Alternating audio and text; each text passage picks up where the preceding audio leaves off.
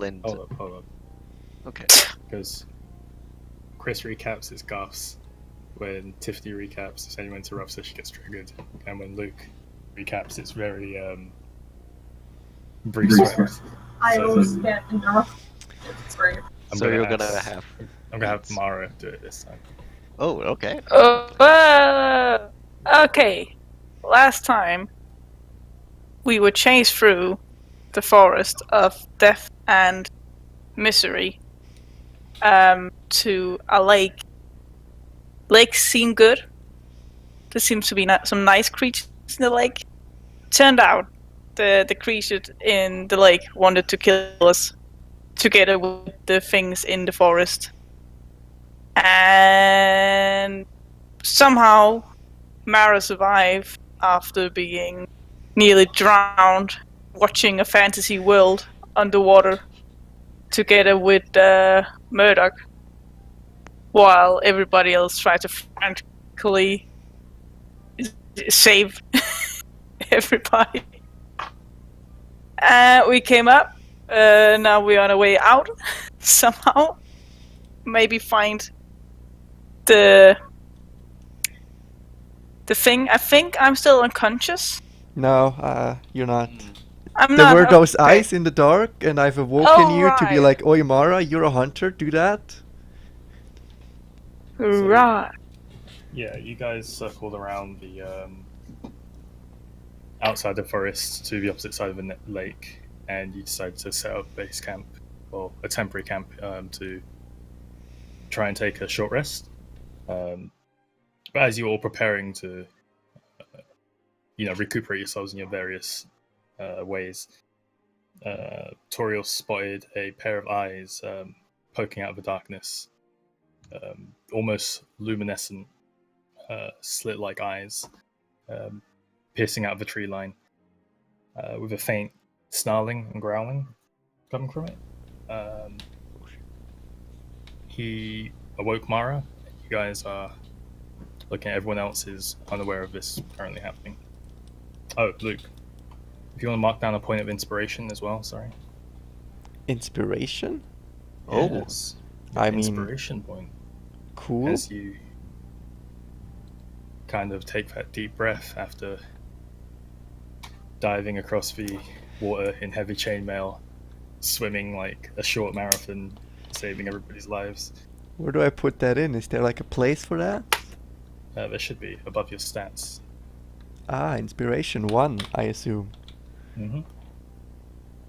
Neat. You can spend that on any ability check, basically. So what's that do? Give me like an advantage? Gives you advantage, yeah. Okay.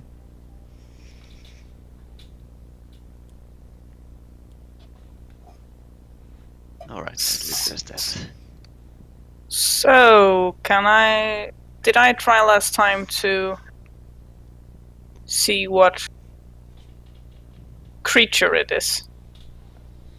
You did not. So if you want to make a perception check, it's not with advantage, because you've got disadvantage from the darkness. Okay. Not from being late. Sure, By the way- disadvantage, but you take your disadvantage now. 2 stacks of disadvantage, 1 stack of advantage. 11. By the way, Okay. didn't we agree on taking a long rest? Yeah. Long rest, my bad. Alright. So that would have been why everyone was setting up there. So it's kind of difficult to see, and the fact that you're, I believe, at like 1 hit point. Yeah. I think I healed her for more than 1. Wasn't it like all my healing pool? I No, don't because remember you how also much. healed Murdoch and Tiffany. Yeah, but I think I healed you for the rest I had. Which No, is because we ran into the thing again. Yeah, she Yeah. went back into the lake. Come on, can't we... Yeah, I've recovered from my short rest, haven't I? No, short rest is not done yet. The other is a long one. So everyone's still at the hit points they were at the end of the last fight.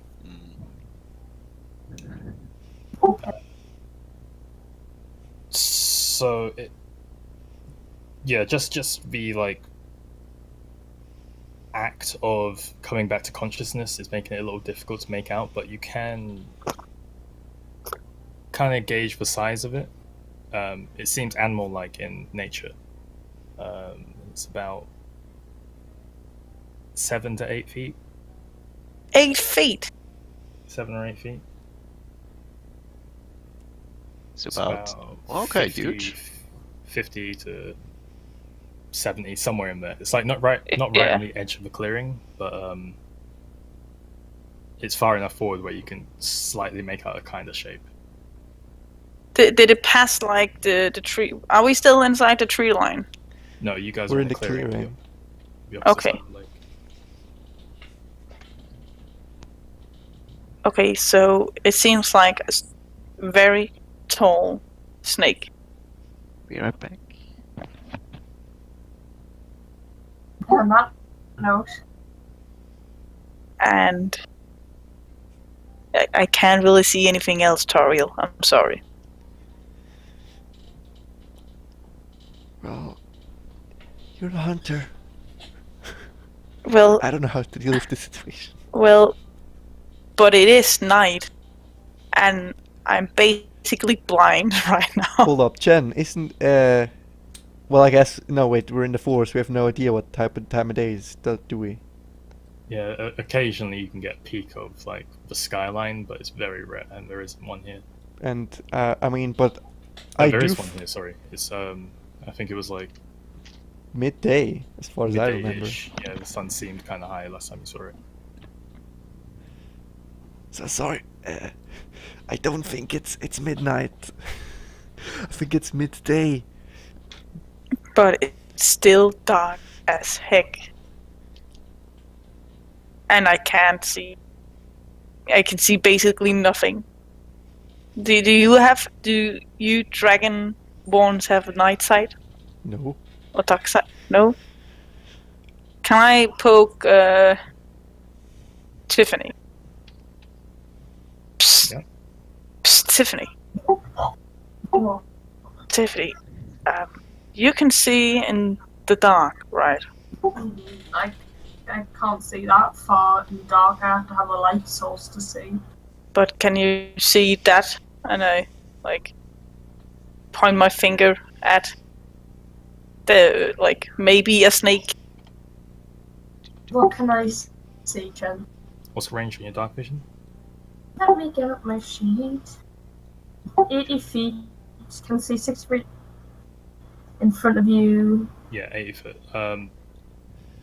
It's a giant fucking wolf with a sword in its mouth. It's a giant wolf with a sword in its mouth. Excuse me. Fuck yeah. Giant wolf More like with fuck a sword in yeah. its mouth. Oh hell, fuck yeah. Yeah, so it's quite large. Its muscles seem very defined from like making out bits in its legs. The fur on its back seems kind of shaggy. The sword is probably around the length of its body, so easily 6 to 7 feet long, like hanging out of its mouth. The tip is on the ground, and it's just currently watching you guys. It's beefy as heck, and its sword is very long. Can I do we have some kind of light source right now? Like Divine any drift glow. your what? I don't think it's called that. Oh wait, I have can I turn on my hooded lantern? I have 1 flask of oil and a tinderbox. Okay, yeah. You spark that up, and the flame ignites inside the lantern. You shut the lid on it, and it refines down to a point, sort of pointing off, just not directly at it, but into the forest. And as it spreads its light across the trees and illuminating the park forest where you are pointing it, you see those giant armor-cladded figures just kind of standing there motionless, turned in your direction. But not nearing us. No, standing on the edge of a clearing still. Jesus Christ. Can I wave at the wolf? Are you pointing your light towards it? No, not directly. Can I see it like a bit now? Well, the way the spotlight works is kind of like a spotlight. You'd have to point it in that direction to get vision of it. But Okay. you can wave at the eyes. I wave at the eyes then. Okay. The eyes wave back. As far as you know. Eris, who hasn't been paying too much attention to this, kind of turns over to you. And because where she is, she's like on the opposite side. She's between where the eyes are and you. She like looks at you and raises a hand. And I roll my eyes at her and like make the Eris, I'm sorry, but I point. Like, don't panic now. But I think you she's gonna. might want to come towards us. So she's gonna. I think she's gonna panic. I'm gonna roll a d20 to see if she does panic. She goes up, and then she covers her hands with her mouth. And she turns back to you, and you see her eyes are wide, and she's like freaking out. And I'm just like wave her towards me. Come, goddamn over here, Eris. But slowly. She gets up and she's like watching the eyes, but very slowly walking back towards you. Do the eyes do anything? They blink. We're still watching.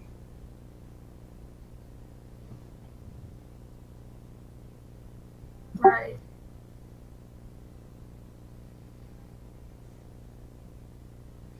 I'm gonna direct the light towards the feet of the wolf. You illuminate the bottom of it, and now that it is within vision of a cone of light, you see its paws like flex out a bit, and a few claws come out. It puts one paw back slightly, and you see like the edge of the greatsword to slightly move a little bit as it moves backwards slightly.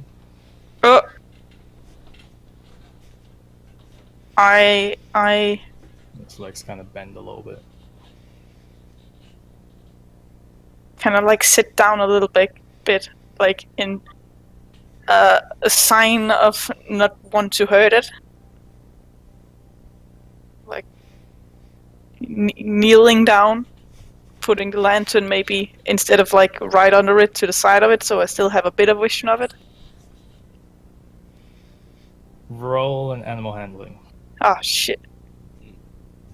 I just wanted to ask, can I animal handle the shit out of it? By the way, why do you mean shit? You should be pretty confident. 12!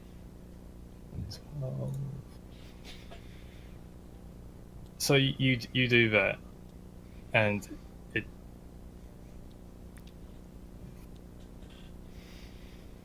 +17.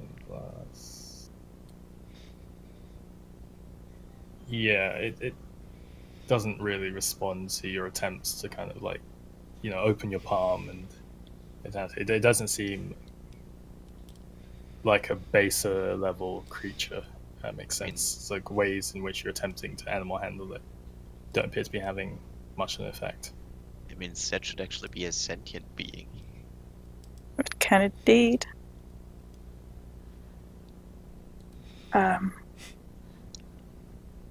Toriel? Maybe it's Yes.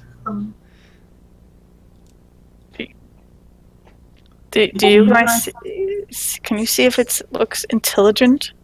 I don't think it can come out of the clearing like the armored people. Does it look... I don't know why Mara asks this of me, but does it look intelligent? Don't fucking know. When it carries a greatsword and it hasn't attacked yet, so Yes. there's more than just a basic kill, rip, meme, tear, and eat instincts, apparently. There's more going on. Yeah.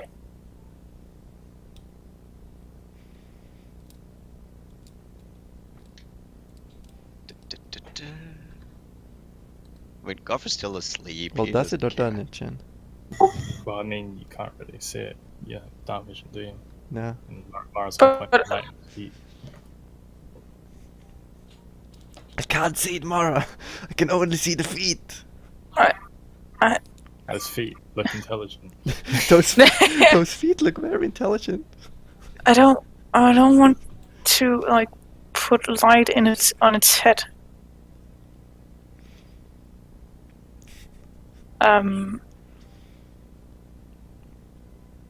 Because like light, it bounces, right? So if I light up the tree beside it, would that be enough to like light it up just a bit? Light does indeed bounce, but the tree is not a mirror. No. But like it's still like Yeah, makes it- some light. It diffuses into the environment around it. But you're also you're also using a bullhorn lantern. Maybe I just have a hooded lantern. Tell It you what, says. I'll roll on it. It's enough to illuminate the side of its body. As for its head, it's not really covering it. Like Okay, body's better than feet. So would like you've got less of a better view of it than when you were pointing directly at its feet. yeah. But the way light diffuses, it doesn't really work like that. Okay, I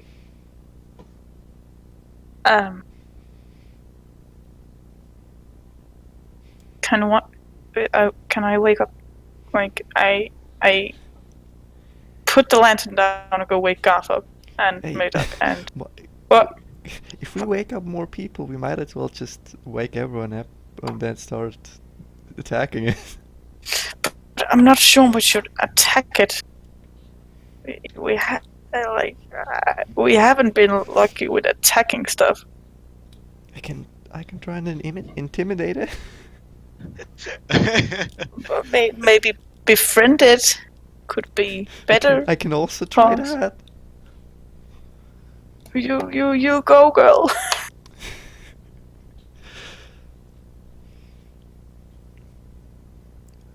I will try and befriend it. Hey. I don't know how though. How would you befriend So, it? so Mara, did Mara make Garf up now or not? Gonna make my way to wake you up, Alright. and I Do- kindly Do my shake your body a bit and tell you to shut up. do my rations include some meat? What is Probably it? got some dried Shh, shh, jerky. shh, shh. Can I throw it some dry meat? I want to throw it some dry meat. Okay. You don't know where it is. You just don't I mean, I can see its feet. I can throw it at its feet. And the eyes, apparently. You throw your rations towards it. Roll me a d20 at your dex. I mean, I didn't. What wa- is it, Mara? You say you throw. It sounded like I'm throwing all my rations with you. I'm throwing just a bit, What is it, Mara? What do you mean by a bit? It's like, okay. like a bit, God. like one Oh, day, okay. like 1 day's worth of meat. 1 day's worth of meat.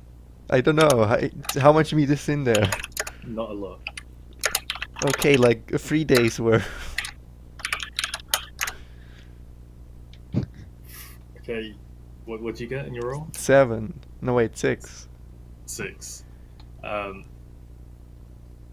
You do it. Look, bundle kind of like I guess you kind of bundled it into I don't know, like a meat package to throw, right?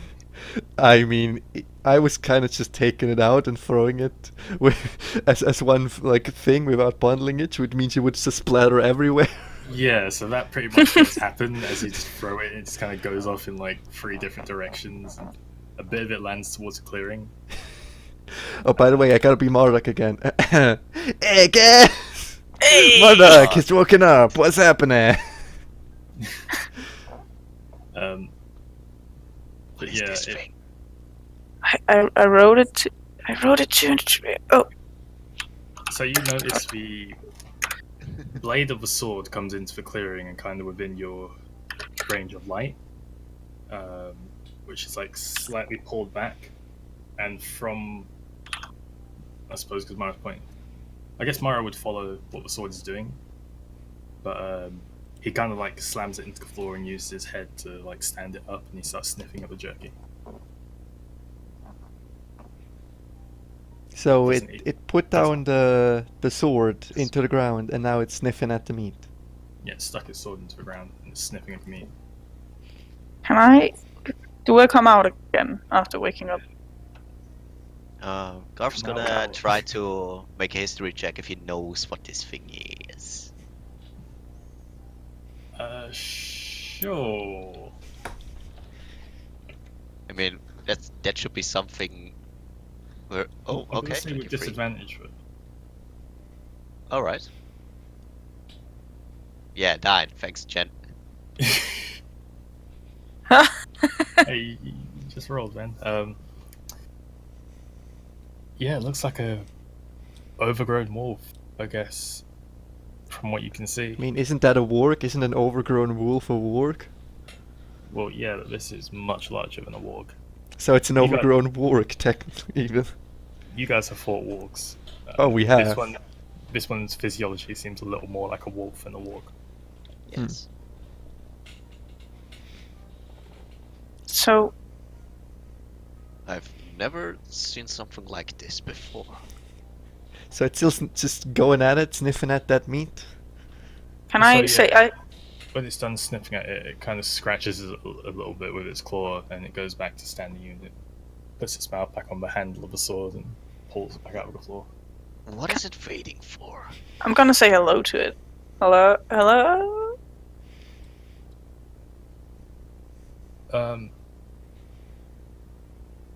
It looks towards you with what you swear is acknowledgement, but at the end, it's still a giant fucking wolf. You know what I mean? But its feet look intelligent. Does it look intelligent now?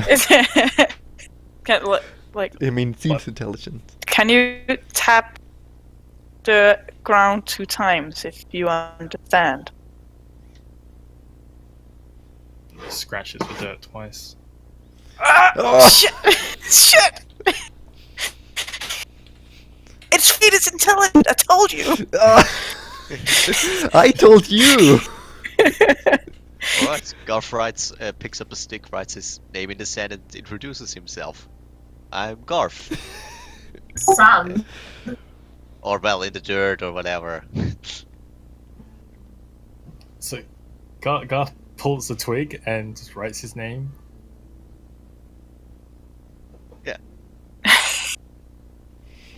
But do my own like. Now he's expecting an answer. I'm going And to then roll it just looks at you. a history check. I mean, I wanna put my hammer down and kinda... How's it go? You approach it with like 2 upwards facing palms or something, right? Can I roll 14 on my history check? Do I know what this is? It seems like a wolf. It's much larger than any wolf you've ever seen, but Are you a druid? It might be a cursed druid. 1 Well- for no, 2 for yes. it doesn't respond, I guess. Right, I'm gonna try to persuade this thing to turn around. No, no, no. I mean, I wanted to approach it slowly, cautiously, like step by step. As I said, I put my hammer down with my hand facing towards it, so it sees I'm not a threat. Slowly, Obviously, cautiously, till it reacts in a way. Okay. Roll me a persuasion check. Oh, Me, or him, me. You. alright, Me, alright. got it. Can Garf assist Foriel? I guess you can both do it, and I'll give him advantage. Alright.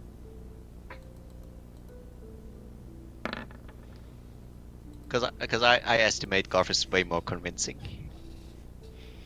Let's see that. Let's see that in the numbers. How much more convincing Garth is.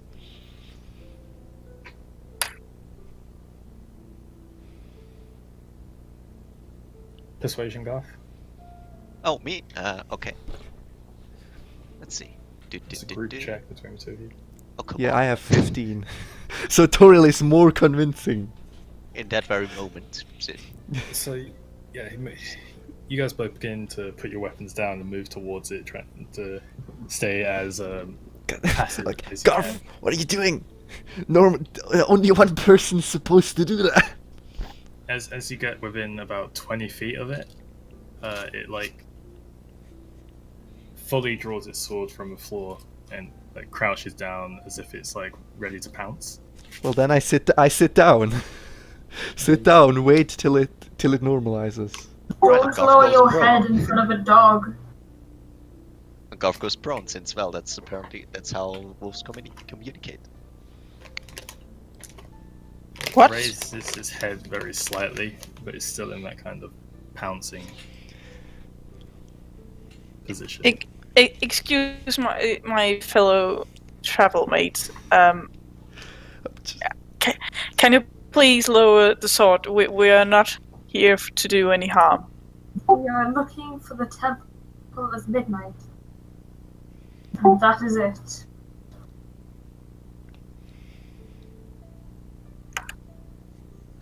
I mean, does Murdoch maybe have something like telepathy or along those lines? Wait, hang on. Let me Marduk this shit up. Where's my player handbook? Ah shit, that's not my play. That's everything else falling to the floor. Marduk is a what was it? A warlock? A warlock, isn't he? Wait, that's a Dungeon Master's Guide. Ew, I don't need this.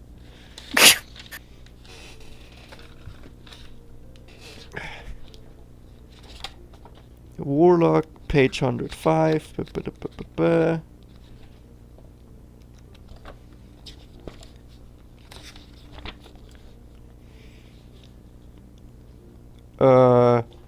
What? Which otherworldly patron did he take? Fiends? Jen? Yeah, that would be the fiend. You know that? Okay. I don't believe he has. Tele- He can Telepathy. he can read all languages. So he took the fiend. Yeah. Okay. He can read all languages, but he can't speak. Dang it! The great old one would have been really useful right now. Eyes of Runekeeper, I believe. Oh. What can we do? Do you speak any language? Turns his head towards you. Beside common. We have no intent to hurt you or fight you. Where did that thing even get that sword from? Well, Alright, Garth's starting to crawl backwards. We just like want- a snake. We just want to get out of here safe. possibly Just- finding the Safely. temple. I just I- wanted to sleep. I guess this is no time for grammar. He goes into like a sitting pose, but he's still got the sword in his mouth. Temple of Midnight is what we seek. Alright, after crawling backwards for about... let's Does it? see. If I try and get up again, does it go into aggressive mode again? It lifts itself slightly towards you. It doesn't. Well, yeah, Garth go to crawls full backwards attack. 5 Can meters. I Yes, that's slightly happening. walk towards it slightly again, and when it becomes aggressive, I sit down again? So, as you walk forwards, you notice that the tree line, the things in the tree line, the Undead. shadow armor things, Yes. were also moving kind of like in line with you. Wait, And so they were moving around the tree line what? Yeah. in tandem with where you were moving within the clearing. Yeah. And one of them kind of steps out, not like into the clearing, but like out from behind a tree. Yeah. From where you see it when you try to move forwards. And as it does, Wolf's gonna jump at it and make an attack. It's gonna jump at the skeleton thingy? The shadow armor. Hell yeah! Nice. So you see the sword in its mouth like light up a bright blue, and you saw the size of those trees, right? They're like 60 feet around. Yeah, they're 60, big ass trees. It goes straight through one of the bottom of the trees, like What? not fully through it, but halfway through the tree. But like cleanly, like you see the gap which it leaves in the tree, which is about a few inches thick. Little side note, are we already interacting with this thing for a minute? With the wolf? I'd say yeah. Alright, You want to know what what its do- stats? Yeah. It's greater than your strength, buddy. certainly, but I'm actually behind to see, I don't know, max, I guess, yeah, max HP, I can get to know the max HP, right? Is it more than 55? Yes. Alright, okay. Tough opponent, as expected. So, as Is that the what it- sword goes through the tree, you see the like blue light illuminate behind the tree enough to whereas you can see the rest of the suit's armor, and the one that it did attack is split cleanly in two. Holy And shit. the armor just falls to the floor. Can I gather up some more of the meat? You know, it's around here somewhere.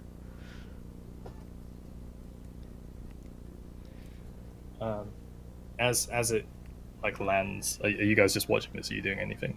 No, I'm watching this while gathering some meat. Okay, doke. Anyone else doing anything? Like last time we couldn't really do anything with them. Could we? Oh, Groff goes, gets his weapons and puts his shield up. Keeps the sword in his sheath right now, but well.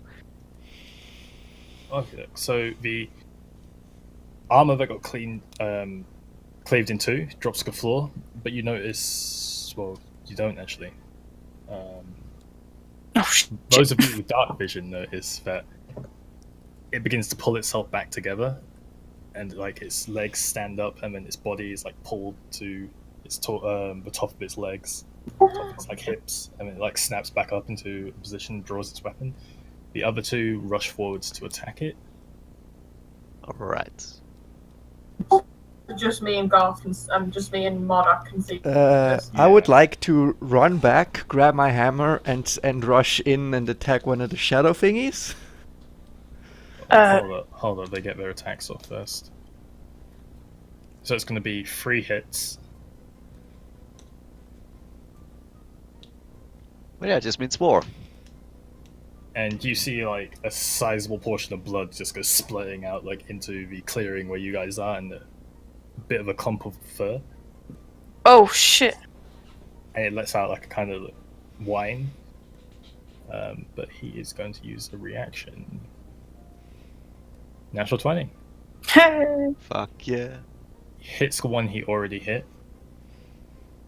He cleaves it top to bottom this time. Just kind of like does a roll as it pounces, and like slams the sword into the ground, splitting it clean into long ways. And then the armor itself begins to like disperse and dissipate.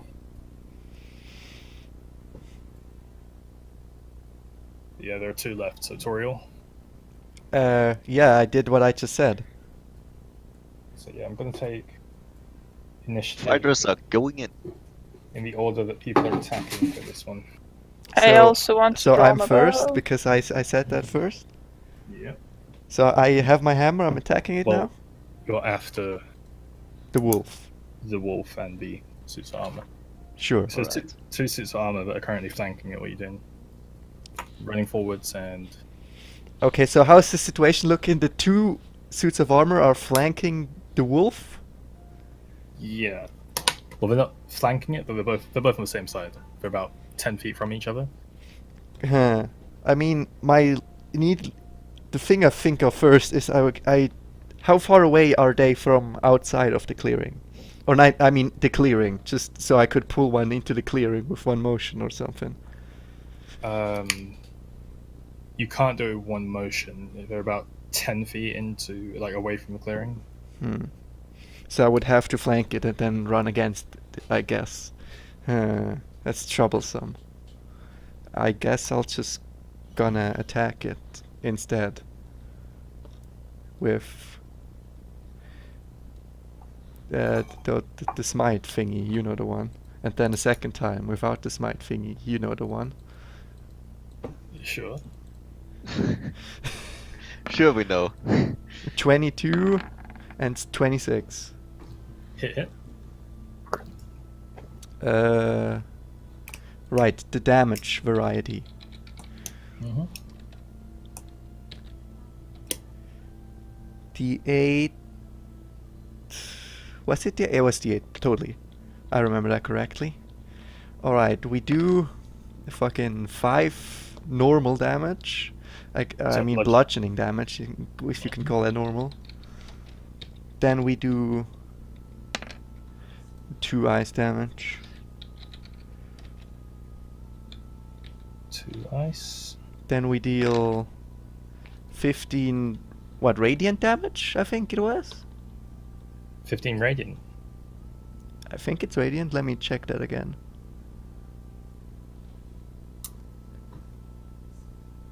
For fuck's sake, tell me, Divine Smite is radiant, it is radiant, yes. Okay, so you run forwards and you smash it with your hammer, and you watch part of its armor break around it as like it freezes around the edges. And as your hammer connects with like a blackish mist underneath, there's almost like a spark, not quite like a fire spark, but almost like a golden light, which lights up underneath its armor and seems to go through its whole body. And you notice it kind of like actively recoil in pain, despite there not being anything within it. It seems to have had more of an effect than initially thought. And then, you know, the second one, right? Mm-hmm. D8 plus... No, wait, it's 4, not 5, so it's 8. That's 8 bludgeoning. And... once again, the ice is a 2 again. And that's gonna shave off a spell slot. Okie doke. So as your second hit connects, it comes down on above that spot where you cracked. You shave off more of the arm, and you watch as this black, shadowy mist begins to leak from the side of its arm, pouring out into onto the floor, kind of like over your hammer. I believe Mara took out her weapon after you. Yes. Nice. And I want to point my light towards the baddies. I mean, Garth already got his shield up, but never mind. It's true. Sorry, Garth should be after you. Oh. Alright. Well, how far is the distance between Garth and... From you, Those it's bugs. around 40 feet. 40, okay. Could dash towards them. Then you can Yeah. action search, and you could be really cool! The only reason you saw where they were was because of the blue light from the wolf sword and the spark of divine energy from Toriel's hit. But it's kind of ambiguous as to where specifically they are. Alright, well, he does not care. Yeah. He's gonna do what just to What Luke, out of game, just suggested, I think, is the words you're looking for. I mean, did we get actually the benefit from a short rest since Nope. I've already used the action search? You Wait. guys have been hit for about maybe 5-10 minutes. Yeah, That's a short so- rest. It's not. How long does a short rest have to be in your campaign? It's about an hour. Ah, okay. Maybe half an hour if you hadn't all just fought for your lives. You know, it's flex, but considering half of you literally just died, it's probably an hour for a short rest. Yep. Twice. I'm not gonna argue. So, Alright, can I use my movement, then light one of my torches and throw it at at that thingy? Yeah. Go ahead and roll me a dex. Are you trying to hit one? You're just throwing it into clearing. Oh, I try to hit, but well, it should be also beneficial if I don't hit it. You can burn You me, or the wolf, or the entire forest.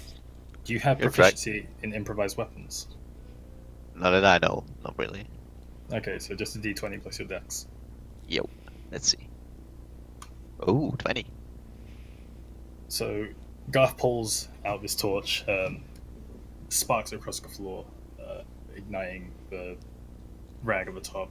As he takes aim, he manages to pick out just where the flare of blue and the flare of yellowish white, and he throws the torch in that direction, spinning through. It does hit one of them, so if you want to go ahead and roll a d4. 2d4. Roll 2d4. 1d4 for the 2d4. hit. 1d4 for the fire. That's a 4, and that's a 1. That's 5 points of damage. I guess 4 bludgeoning, 1 fire. So Toriel, as the darkness creeps back in around you, you see the back of it just explode into flame, and a small torch falls into the floor. The flame does dissipate from its back, but the torch is still lit on the floor, illuminating the area around you. So you can now see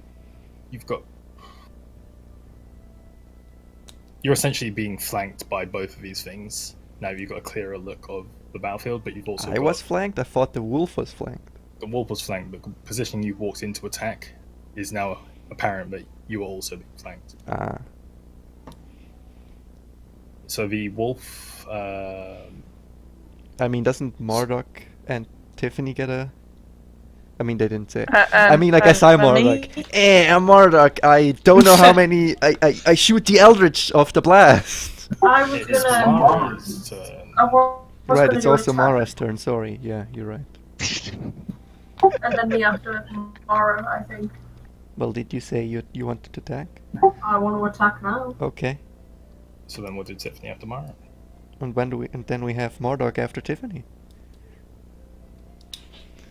I'm gonna fucking... So, Mara wants to light up the baddies and pull out, like, put it on the ground and pull out a bow, take aim, and that I think that's what she probably can do in a round, right?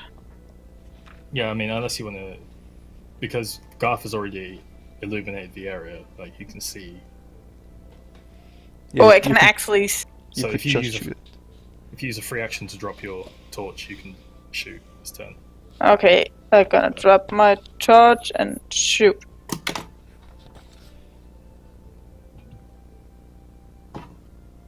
With budding arrow. Okay, so you drop torch onto the floor. A bit of oil Yes. splashes onto your feet as you draw your bow. Can I also take a step to the side? Okay, yeah. Because of, flames and oil, but normally you don't really. Let me just drop this torch on the ground and then sit in it. I'm not. What? Sit in it. It's joke. It's joke. Don't worry about it. It's joke. I said. What did you say? A step to the side. I wrote Yeah. at Are you aiming for the one 25. Toriel just attacked, or are you aiming for the one behind it? the one closest to the wolf. Which is both of them. Okay, so the one Toriel attack. Okay. 25 hits. Okay, and it's slashing damage. I forgot to apply all my stuff. Oh, jolly good times. I'll just add it after. Does sneak attack go? You get your sneak attack, yeah. Nice. Hey. Because Toriel's there. That's 18 damage. 18 slashing. Yes. Okay, so Mara drops the torch on the floor, jumps slightly to the side as a bit of the flaming oil splashes onto her, but goes out as it's only affecting the cape. There's a pool of fire on the floor. As you take aim, you see the torch settle and the flames settle on the back of the this armored figure. You loose the arrow and it travels forwards, piercing into like a crevice between the armor, and you see the arrow sticking out. But as the arrow hits, it snaps. It recoils and slightly turns its head in your direction, but then reorients itself back towards the wall. It doesn't appear to be as effective as one would think. Oh. Okay.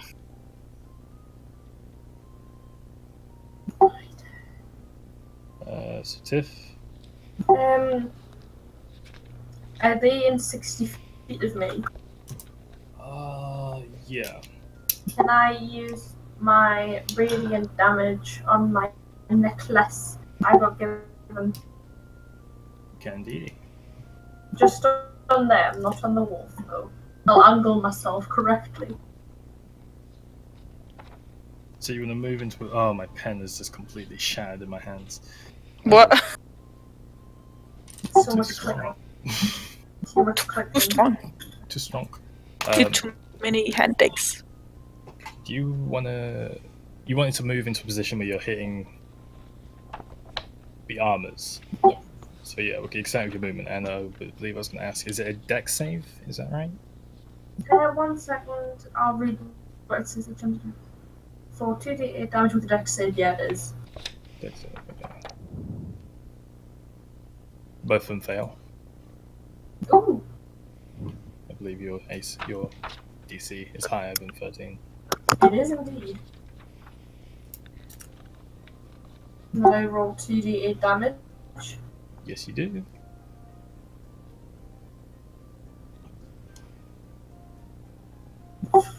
Jen, 5. Well, go on. you don't happen to have Mordok's cantrips that he knows for me quickly, do you? And it's radiant damage 10, so that's good against bad people. One would hope, right? I don't believe I do. I know he has Eldritch Blast, I think he has Chill Touch, but I don't know what his third one would be. You know what, actually? I do have these, don't I? Because I'm on the fly learning his character. Don't we have Roll20? Oh, not Roll20. D&D Beyond. If I don't get He hasn't done my this. magic back, I get more for the Marduk in this way. What's the damage on that, Tiff? Was 5. 5. So as Tiffany runs to the side, pulling up one of the gems off her necklace and holding it forwards, her hand begins to glow a bright white. As it does, a huge beam shoots forwards, just blocking all vision within that 5-foot radius in front of her, shooting through, blasting through one of the trees, leaving a sort of scorch on it, and completely engulfing the two figures who can't quite jump out of the way in time as they see this coming towards them. As the light subsides, one of them is just a pile of black shadows on the floor, which is beginning to like trail off, almost like the end of a fire, like a smoke trailing off. The other one is slightly staggered, but still going strong.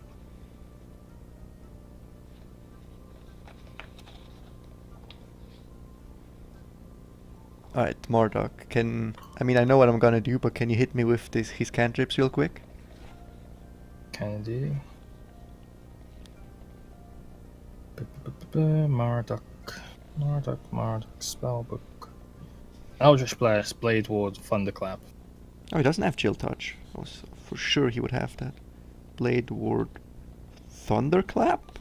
That's not even under his cantrips. I'll have to write that down here. The one he never uses. Yeah, Create well, create a burst of thunderous sound that can be heard 100 feet away. Each creature other than you within 5 feet must make a Constitution saving throw, or take 1d6 thunder damage. I'll read Oh. what they do, but for now I would like to do Eldritch Blast at a higher level with Agonizing Blast. He has no spell slots. Well, I'm pretty sure you can. I mean, Eldritch Blast is just You can Is cast it- Eldritch Blast. I mean, it's just when you reach higher levels, 2 beams happen. Yeah, so when you reach higher level, so it's 2d10 at the moment. It's 2d10, yeah. That's what I meant. With Okay. but I can use Agonizing Blast just because I can use that forever, right? I believe so, yeah.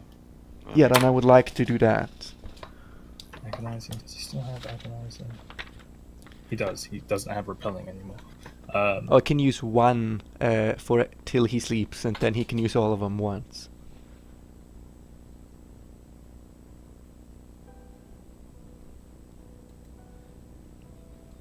Okay, doke. So, do you want to go ahead and roll the attack, and you're adding +5? D20 +5? Okay, +5, and then I would also like to add. Can I add? No, I won't. I'll just. He fails 10.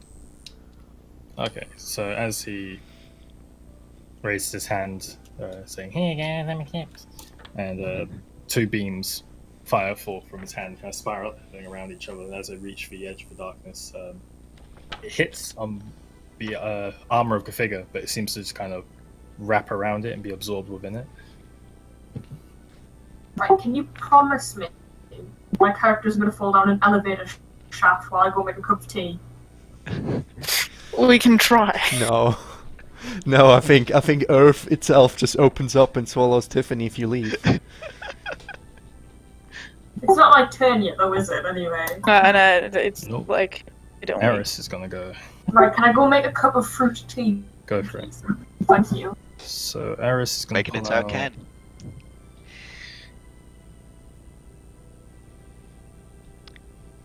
Oh no, kettle. She's gonna go ahead and Tap dance.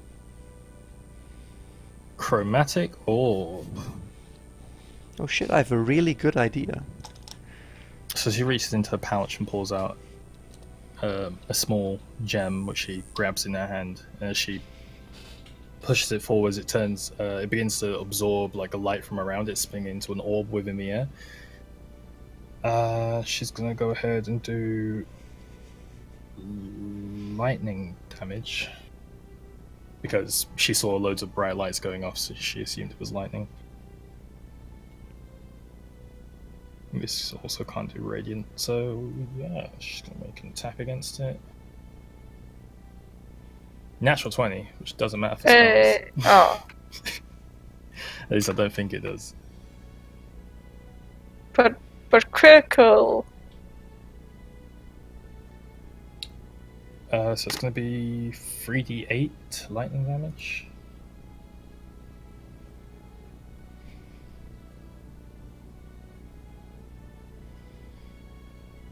So 16 points of lightning damage she does. Who are we talking about here? Eris or Ares. what about what's it, Larissa? Is she even up at this point? She's not. She's just out. No one woke her up. Yeah, but I mean, who sleeps that heavily? Someone who runs as fast as a horse all day. Yeah, come on, look, give her a break. Good word It's- again. Is she okay? Is the monk alright? No, she's No, sleeping. She's just sleeping.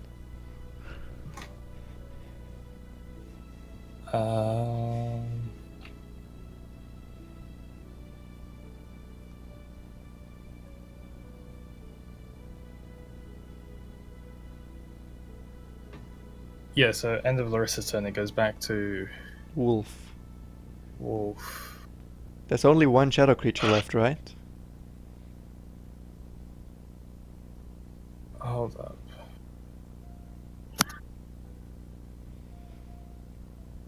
Only a handful of spells do crits, as far as basic raw spells go, and Chromatic Orb is not one of them. Oh, okay.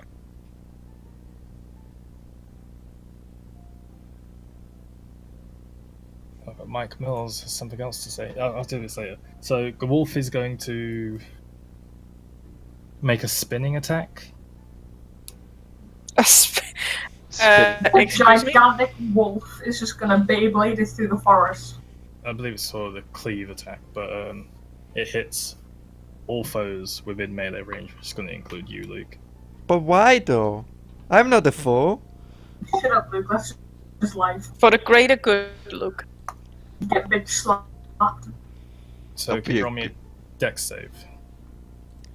I guess I can do that. 5. 5. Okay. I also forgot to see, he does not get that back. Oh wait, that's the wrong dice. And he still doesn't get it back. So yeah, his sword doesn't light up this time, but instead you, just from the proximity to that torch that's currently on the floor, you see it turn its back towards you slightly before propelling itself around in like a tornado fashion, cleaving into the first armor. I'll just roll the damage for both of you. Because neither of you made it. So it's 16 points of slashing damage as his heavy sword just cleaves into the side of your chainmail, taking a few links and a few scales as it goes past you. Phenomenal speed. No wait, that doesn't. That's not a sound. Do the Minecraft sound. Oh.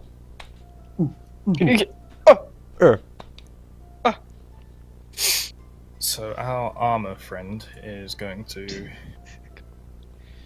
attempt to attack the wolf. The wolf, okay. The wolf. He hits. What? Just Yes. say when it is a timeout. 11 points of slashing damage. Alternatively, the person could just throw their phone across the room. That would silence can't. it. I can't because it has Marduk spells on it. Oh. It also has Eris's spells on it. Yeah, so that's going to end our Shadow Guardian's friend's turn here, and Garth. Yo.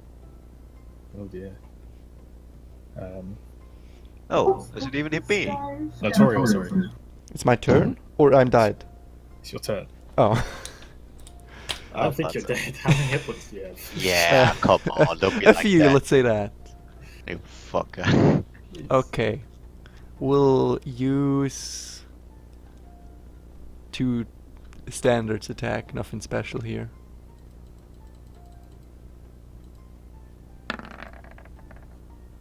Critical failure and 13. I guess I failed both of them. Was the crit the first one? The critical failure was the first one, yes. Okie doke.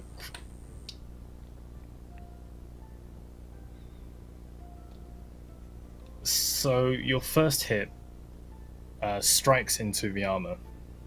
The frost damage begins to apply to the outside, but you notice that the armor itself begins to absorb that frost's energy, and as it does, it begins to absorb the source of the energy, and the head of your hammer sinks into the chest of the shadow armor figure, and is currently welded within. That doesn't seem safe. For anyone. Up next. Well, yeah, your second attack, obviously, you try to pull it back, but you're trying to pull the entire suit of armor towards you, so it doesn't. So, Forl is just inside this. Well, no, piece of armor.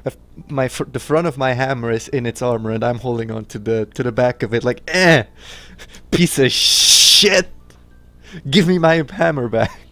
It's kind of like, What? you know, when you see in a film where someone gets stabbed and then they just pull the sword in even closer. Oh. Uh, Well, how about you grapple it? Garth is up next. Okay, I'll close the distance between me and the suit of armor I just lit on fire. Still about 40 feet because you didn't move last turn. Okay. I'm pretty sure he said he'd move. He said he threw if his I have torch. I thought I could do both, but well, if I have to decide, I would rather throw the torch. You could Well, yeah, throw you the could've torch done- and You move. could have done both, but you never said you wanted to move. I'm pretty sure I did. Yeah, so am I actually. I I don't remember hearing any sort of movement there. I so- guess someone doesn't remember it. The conversation didn't happen. All right, carry on. I'm Very sorry, okay. are you mocking the GM? No, I'm mocking the situation we had earlier. Okay. Might want to watch that then. Somebody's gonna die soon. I mean, rocks fall off the trees and kill everyone. Alright, in this case, no. The case- rock fruit. In this Uh, case, close the distance with distance still being 10 feet away from it. And, if I try to intimidate it, would it, yeah, I'm gonna try to intimidate it and therefore draw its attention.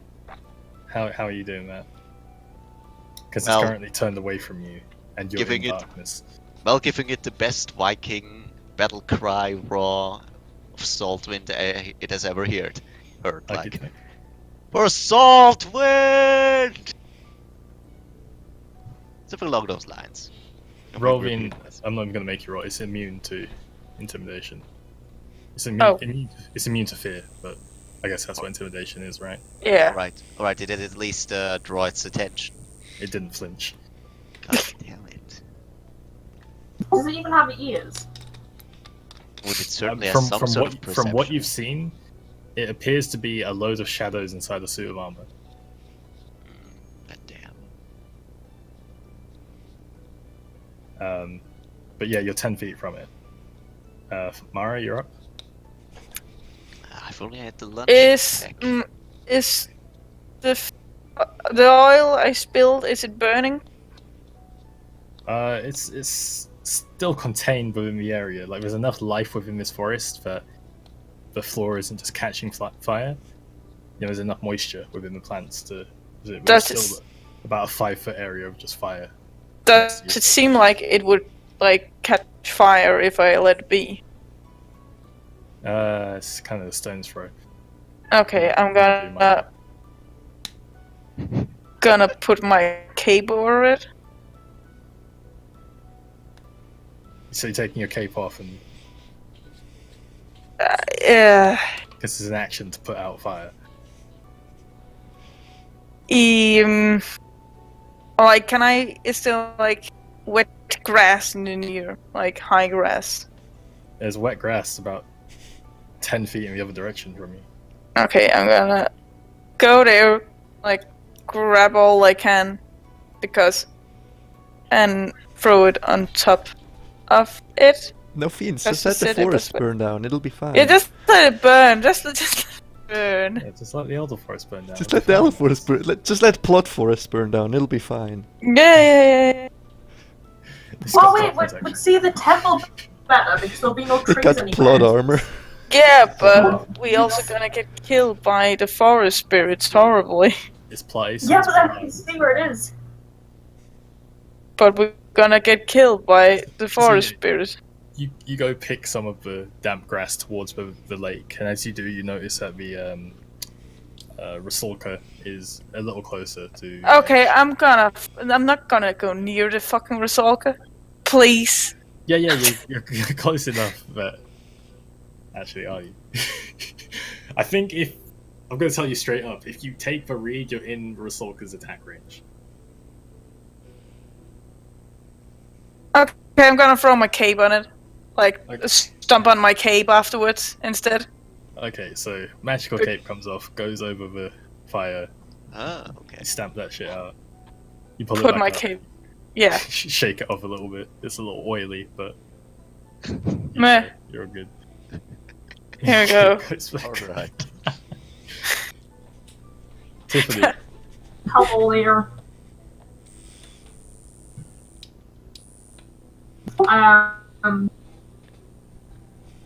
I get out my short bow. Oh. I load it with my arrow, and I shoot at it. I mean, it would be silly to shoot anything else, I guess. go ahead and funny. roll an attack.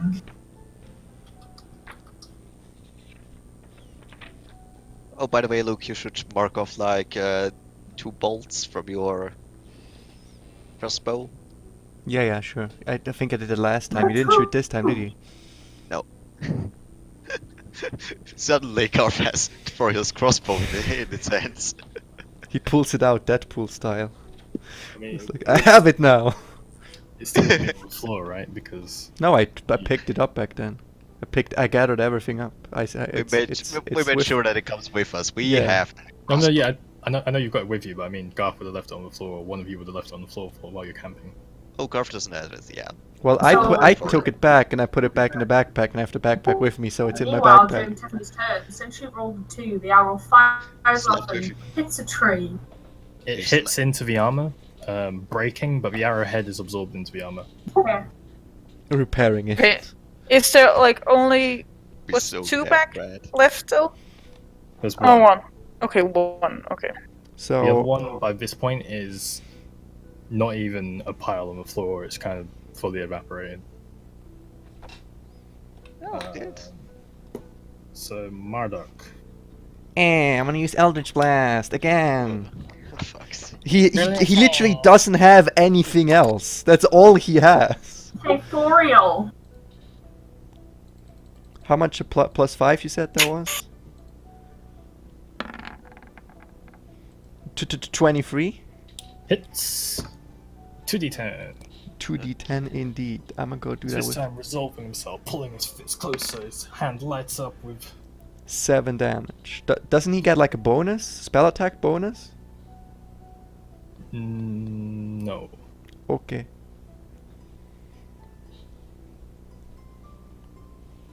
The spell attack bonus is to hit. That was the plus 5. Yeah. Okay. And then everything. So the beams fly forwards. This time smashing into that wound which you made within. No, this is a different one. Opening up a new wound on its arm, pouring out copious amounts of that shadowy, gooey liquid onto the floor. As the Eldritch Blast works its way with inside armor. What type of damage is that? Oh shit, let me check that for just a second. Eldritch Blast Force. Force. Okay. So yeah, it takes damage.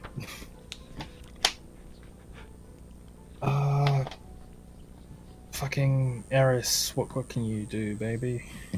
Nothing. She can try to trip it. Or grapple it. She's gonna Yeah. say, sorry, do that. Toriel, and shut up. And go ahead, make a dexterity saving throw, Toriel. Did she just did she say sorry Toriel and Shadow? No, sorry, Toriel, and cast a spell. Oh, I'm a dexterity saving throw? Yep. Okay, as long as the wolf doesn't get hit, free failure.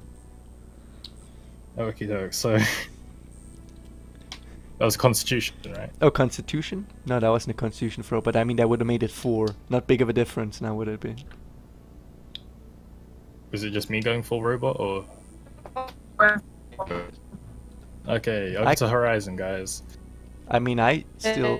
Okay. I can throw again if you want me to. This fucking server. Yeah. Can we shift server on it somehow? It's begging for a delete, I'm telling you. It's either... you said Constitution, right? Yep. It's either a 6 or a 4, depending on which roll you take, so it doesn't matter, does it? Both of those fail Eris's Constitution, her spell save DC, as does the creature though.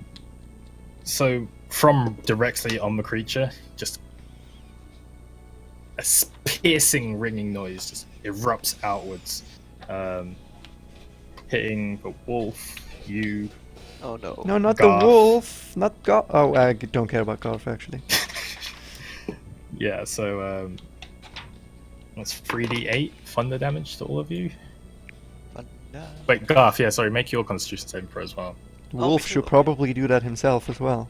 He did. Wait. He failed. How much did I take? Did I take damage? No, it's everyone but Larissa, Tiffany, and Mara. Okay. Wait, Thank thunder? Did she do thunderclap? No. Because Well, I let's can't see. even find that in the base For book. fuck's sake. Alright, is that 10? 10 is a fail. Alright, how much damage? So you is all it? take 11 points of damage. Great. Why am I always almost dead? I hate this. takes 11 points of damage. Oh, guys, I'm dead. Almost. Level 8 fighter. Like, if I took even 1 point of damage, I would have been dead. Again. Me too. Good to know. everybody's Wolf fucking jumps at low. you and it kills you instantly. Yeah, everybody's fucking It doesn't low. stop swiping till you're actually dead. No saving throws. It does. It uses its multi attack. No. Right, Ghost Moon starts popping up again from there's just that Stonic ripping away the bandages he just put on himself. God damn it. So yeah, that's gonna end Eris's turn. Larissa wakes up from that sound. She just kind of rolls over. She's like, "The fuck? Attack the shadow thing! What? Not the wolf! Don't hurt the wolf. Don't hurt the wolf! Wolf? What?" And she's like kind of a little groggy because she like just nodded off to sleep. And Just go she- back to sleep. Just need to go back to sleep, Larissa. You're drunk. Nothing's actually happening. She's up and she's rolling 16 to comprehend what's happening.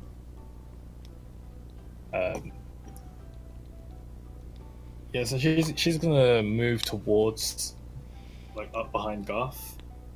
And that's gonna end her turn. She's just gonna take a moment to steady herself and make sure she's fully awake. Talk around is our good buddy Great Wolf, Yay! who is going to make his multi attack. But against the shadow creature. He gets his thing Hopefully. back, so he's instead going to make one of those fancy, good old moon strikes. So he jumps backwards very slightly. It's actually and then called rushes Moonstrike. forwards. Yes, I want to read that ability now. I'm going to read that ability. it's not a natural ability.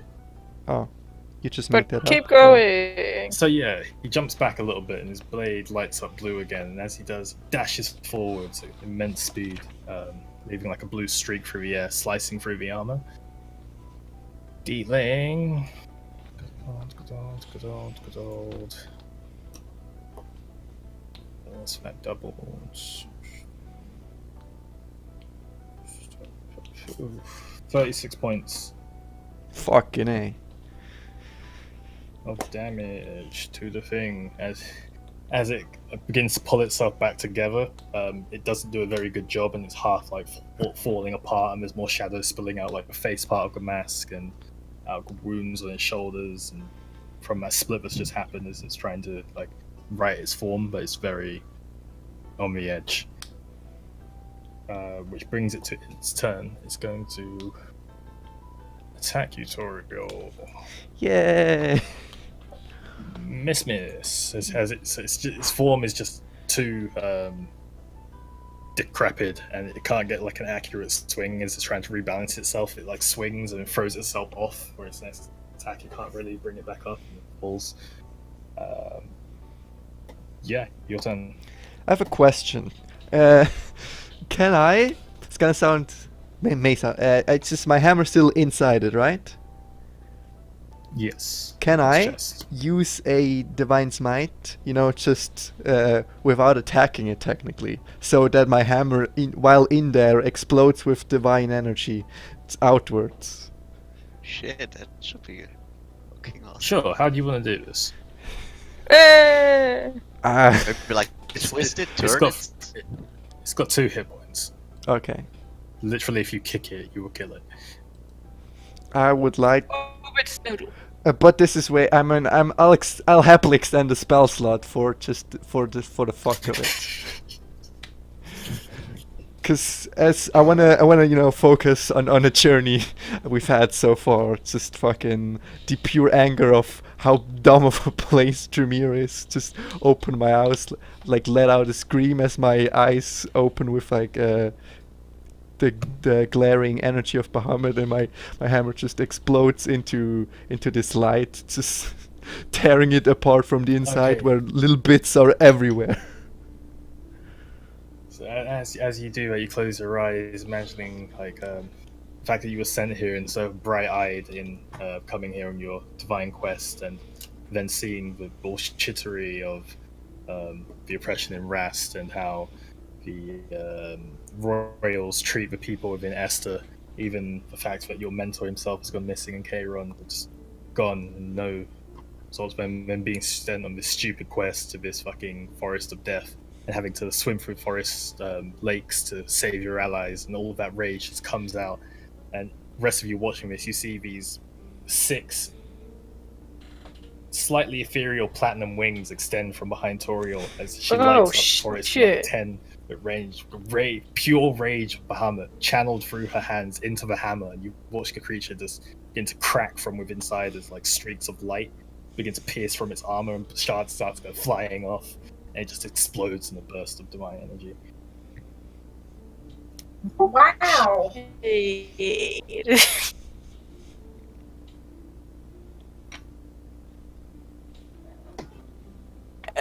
Well then. We did it! Trick. I think those were the guys who are the very reason we were even confined to such a small place. How is The wolf. the wolfman going? Yeah, I want to check at the wolf. I want to put down my weapon and look at the wolf. Can I extend my hand towards the wolf? After seeing that display, the wolf kind of like backs back a little bit, but you notice it's got a bit of a limp.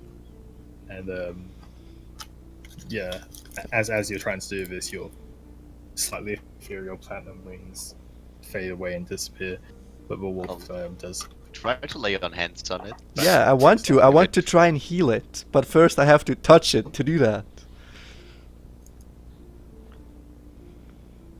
Just say it to him. I'm gonna like. Hey, I mean no harm. I want to heal you with like one hand extended, the other one just. Drop the hammer real quick, right? So, just moving towards it, very non-menacingly. It kind of falls to the side and lets itself like rest on the leg, well, not on the leg. That's kind of causing it to have this little limp, but it seems to let you approach. Has a look of understanding in its eyes, as you can actually see its face illuminated with torch on the floor. Cool. I would like to use Cure Wounds. Cool. I'll do that. How many points is that? I'm figuring it out, Jen. I'm figuring it out just now. I need to go down to my spell modifier is Charisma, so that is 1 plus 3, which means I heal it for a total of 13 points.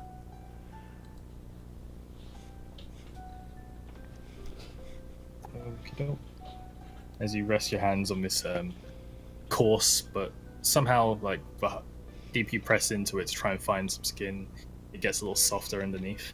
To a point where it's almost really comfortable to have your hands kind of mesh within its fur, touching onto its skin. You heal it for points, and then I want to pet it, cause it's a good boy. It's a good Aww. boy. It's a good boy. It eats your face. It just kills me. Its sword lights up. It's like, fuck you, Toriel. Let it happen. For banter, I will roll that dice to see if it gets its thing back. Nope, natural 1. So, as it's sitting there, it's letting you pet it. As healing energy, like a completely different energy from what you just used to destroy the thing, flows into this wolf. It realizes it and kind of tests its leg out a little bit and stands back up. It's just with its head up high and it's kind of looking you proudly in the eyes. I'm looking proudly back into its eyes.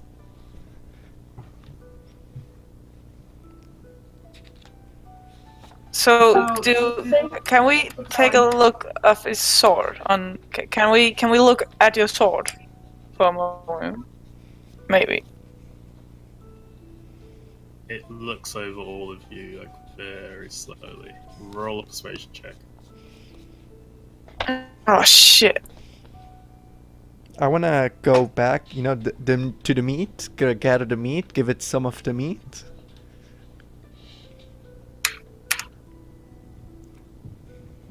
$15. Nice.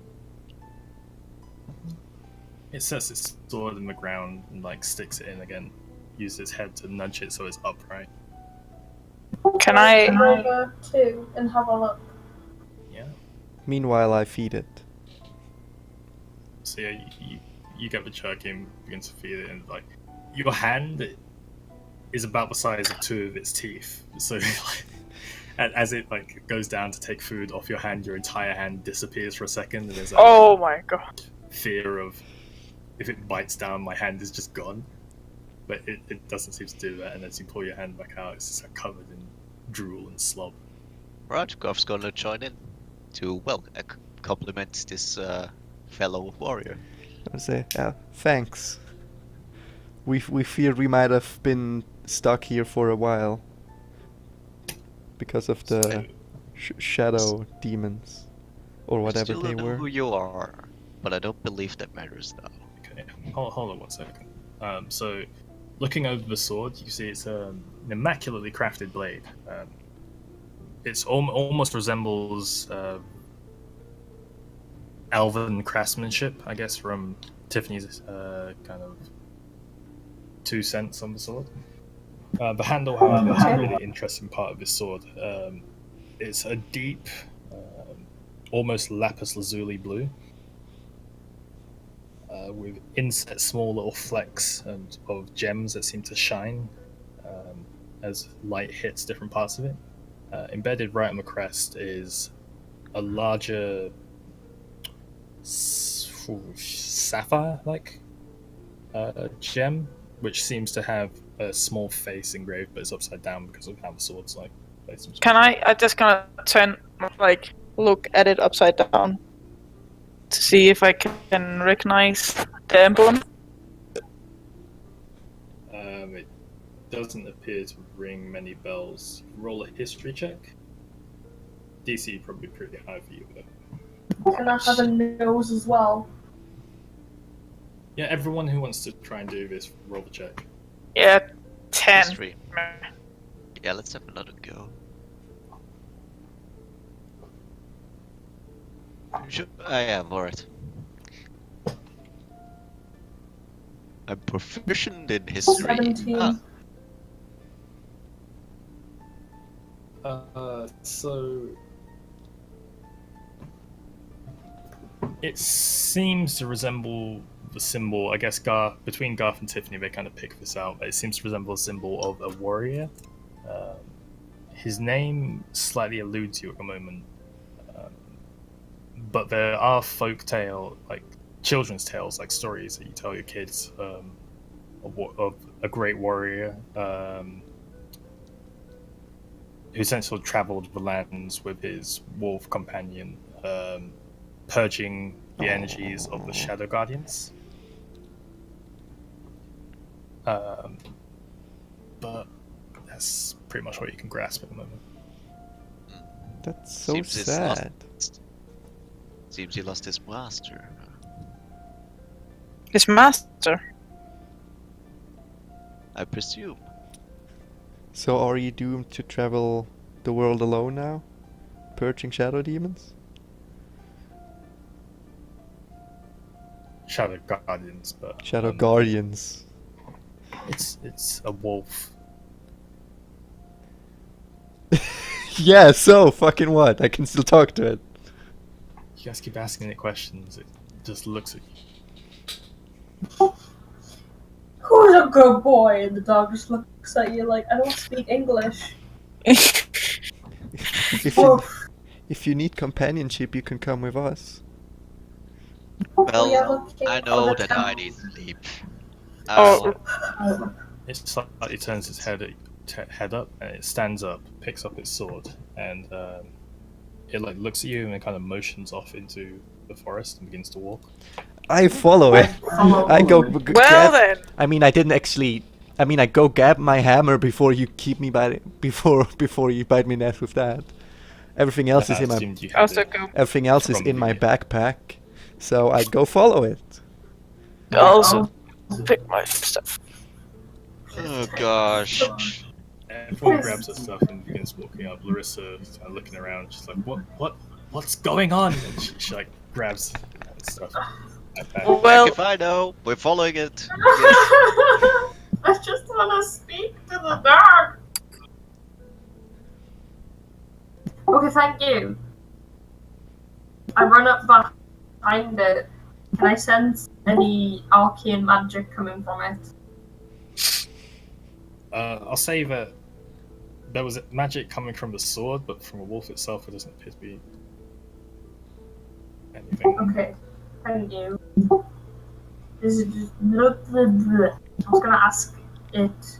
Do you know the way to the Temple of Midnight? And I'm expecting to just go, yes, it's down the corner to the right, and take the next few turns, and you'll get there. Gone past Sean Connery's house, you've gone too far. Can we also take the subway? Right, that's what I ask it. It can like look at me and like grunt. I mean, it looks at you, and it carries on. It goes like moves its head back ahead of it and carries on walking.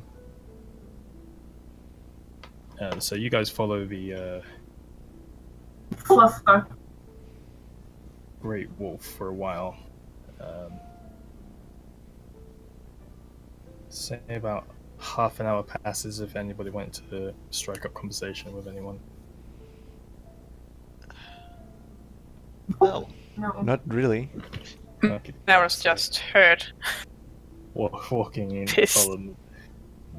Somewhere there's the occasional sound like rustling in a couple of trees, or the occasional foreign groan or noise of an animal or creature that you can't quite make out.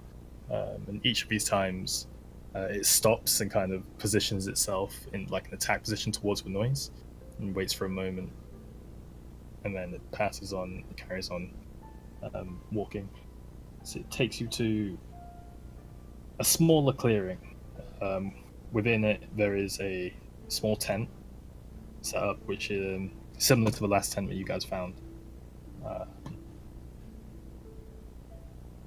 Quite disheveled. It seems to be it's been here for quite some time, and it walks over to a corpse, which is wrapped in what seems like roguish gear. Can I ask it if I may check the corpse? Don't you dare loot it. No, I'm just gonna like find information, you know. Yeah. Yeah.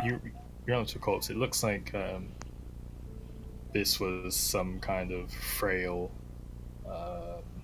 male, like just from the bone structure. The clothes that it's wearing don't appear to be of too high a quality, and the fact that it's been dead for quite some time has, brought the throes of time upon the clothes themselves. But it is clutching a book, which seems completely untarnished. What does the book say? The book is blue with As gold. the sword. No, it's similar color to order robes, Okay. with gold embroidering on it, and it bears the symbol of the Order of Shanti on the front. oh, Oh, it's a Chalt. well, let's check the book. Yeah, let's do that. Tiffany, can you or Murdoch? Any of you guys? I can you guess please it's a study the book. That's really interesting. I'm gonna read it. No, let So- me read it, please. He's not here. Eh, I'll Tiffany. read it. Okay, here's the book. Thank you. Yeah. Should I do a insight or just see? I mean, you just open it and reading it, because that's not really a check. It's reading it. I am. I'm just reading it. Yeah, so you open up to like the first page, and it pretty much says something along the lines of, "It was a foolish task to venture into the Elder Woods alone without a navigator, but I'm here and I must at least attempt to achieve my goal. It would seem that this forest acts similar to the Sealson forest, yet something is amplifying the magic latent magical energies tenfold, causing both flora and fauna to develop at alarming rates. I must remark on the oddities I've encountered thus far in these quote-unquote elder woods. I will dedicate this tome to the creatures and formations that I find. Hirion will be most interested in my findings, and maybe I can persuade him to leave the confines of his dusty prison. And then flicking through the book, there's a number of things that I shall post in group resources. All right.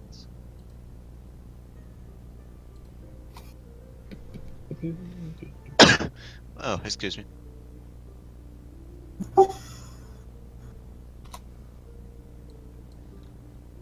Anyone want to read that? Yeah. Like out loud, I mean? Holy shit. Because Is that it's a lot. Okay. Tiffany, you go. Yes, make the girl with dyslexia read. Should On I my do that? first bloody day within this accursed place, I found without a doubt the worst place in all of existence, and I have been to 9 hells. These creatures which I have read about in this book, in books by scholars who are apparently all liars and hacks, or maybe it says hacks. Had any of these writers ever encountered a spriggan, they would know the following. Spriggans are driven by some innative urge to protect the forest. As such, they guard the strategic location, which I assume the enchant, including springs, mushrooms, circles, and tree groves. Foreign entitles will immediately be detected and investigated. Is it Spriggans, yeah? Spriggans. Brigands. Slythen? Sylvan also do I. Luckily, they have very strong feelings and are liable to jump to the first conclusion they draw. They do not understand satire, sarcasm, or anything else that subverts conversational flow.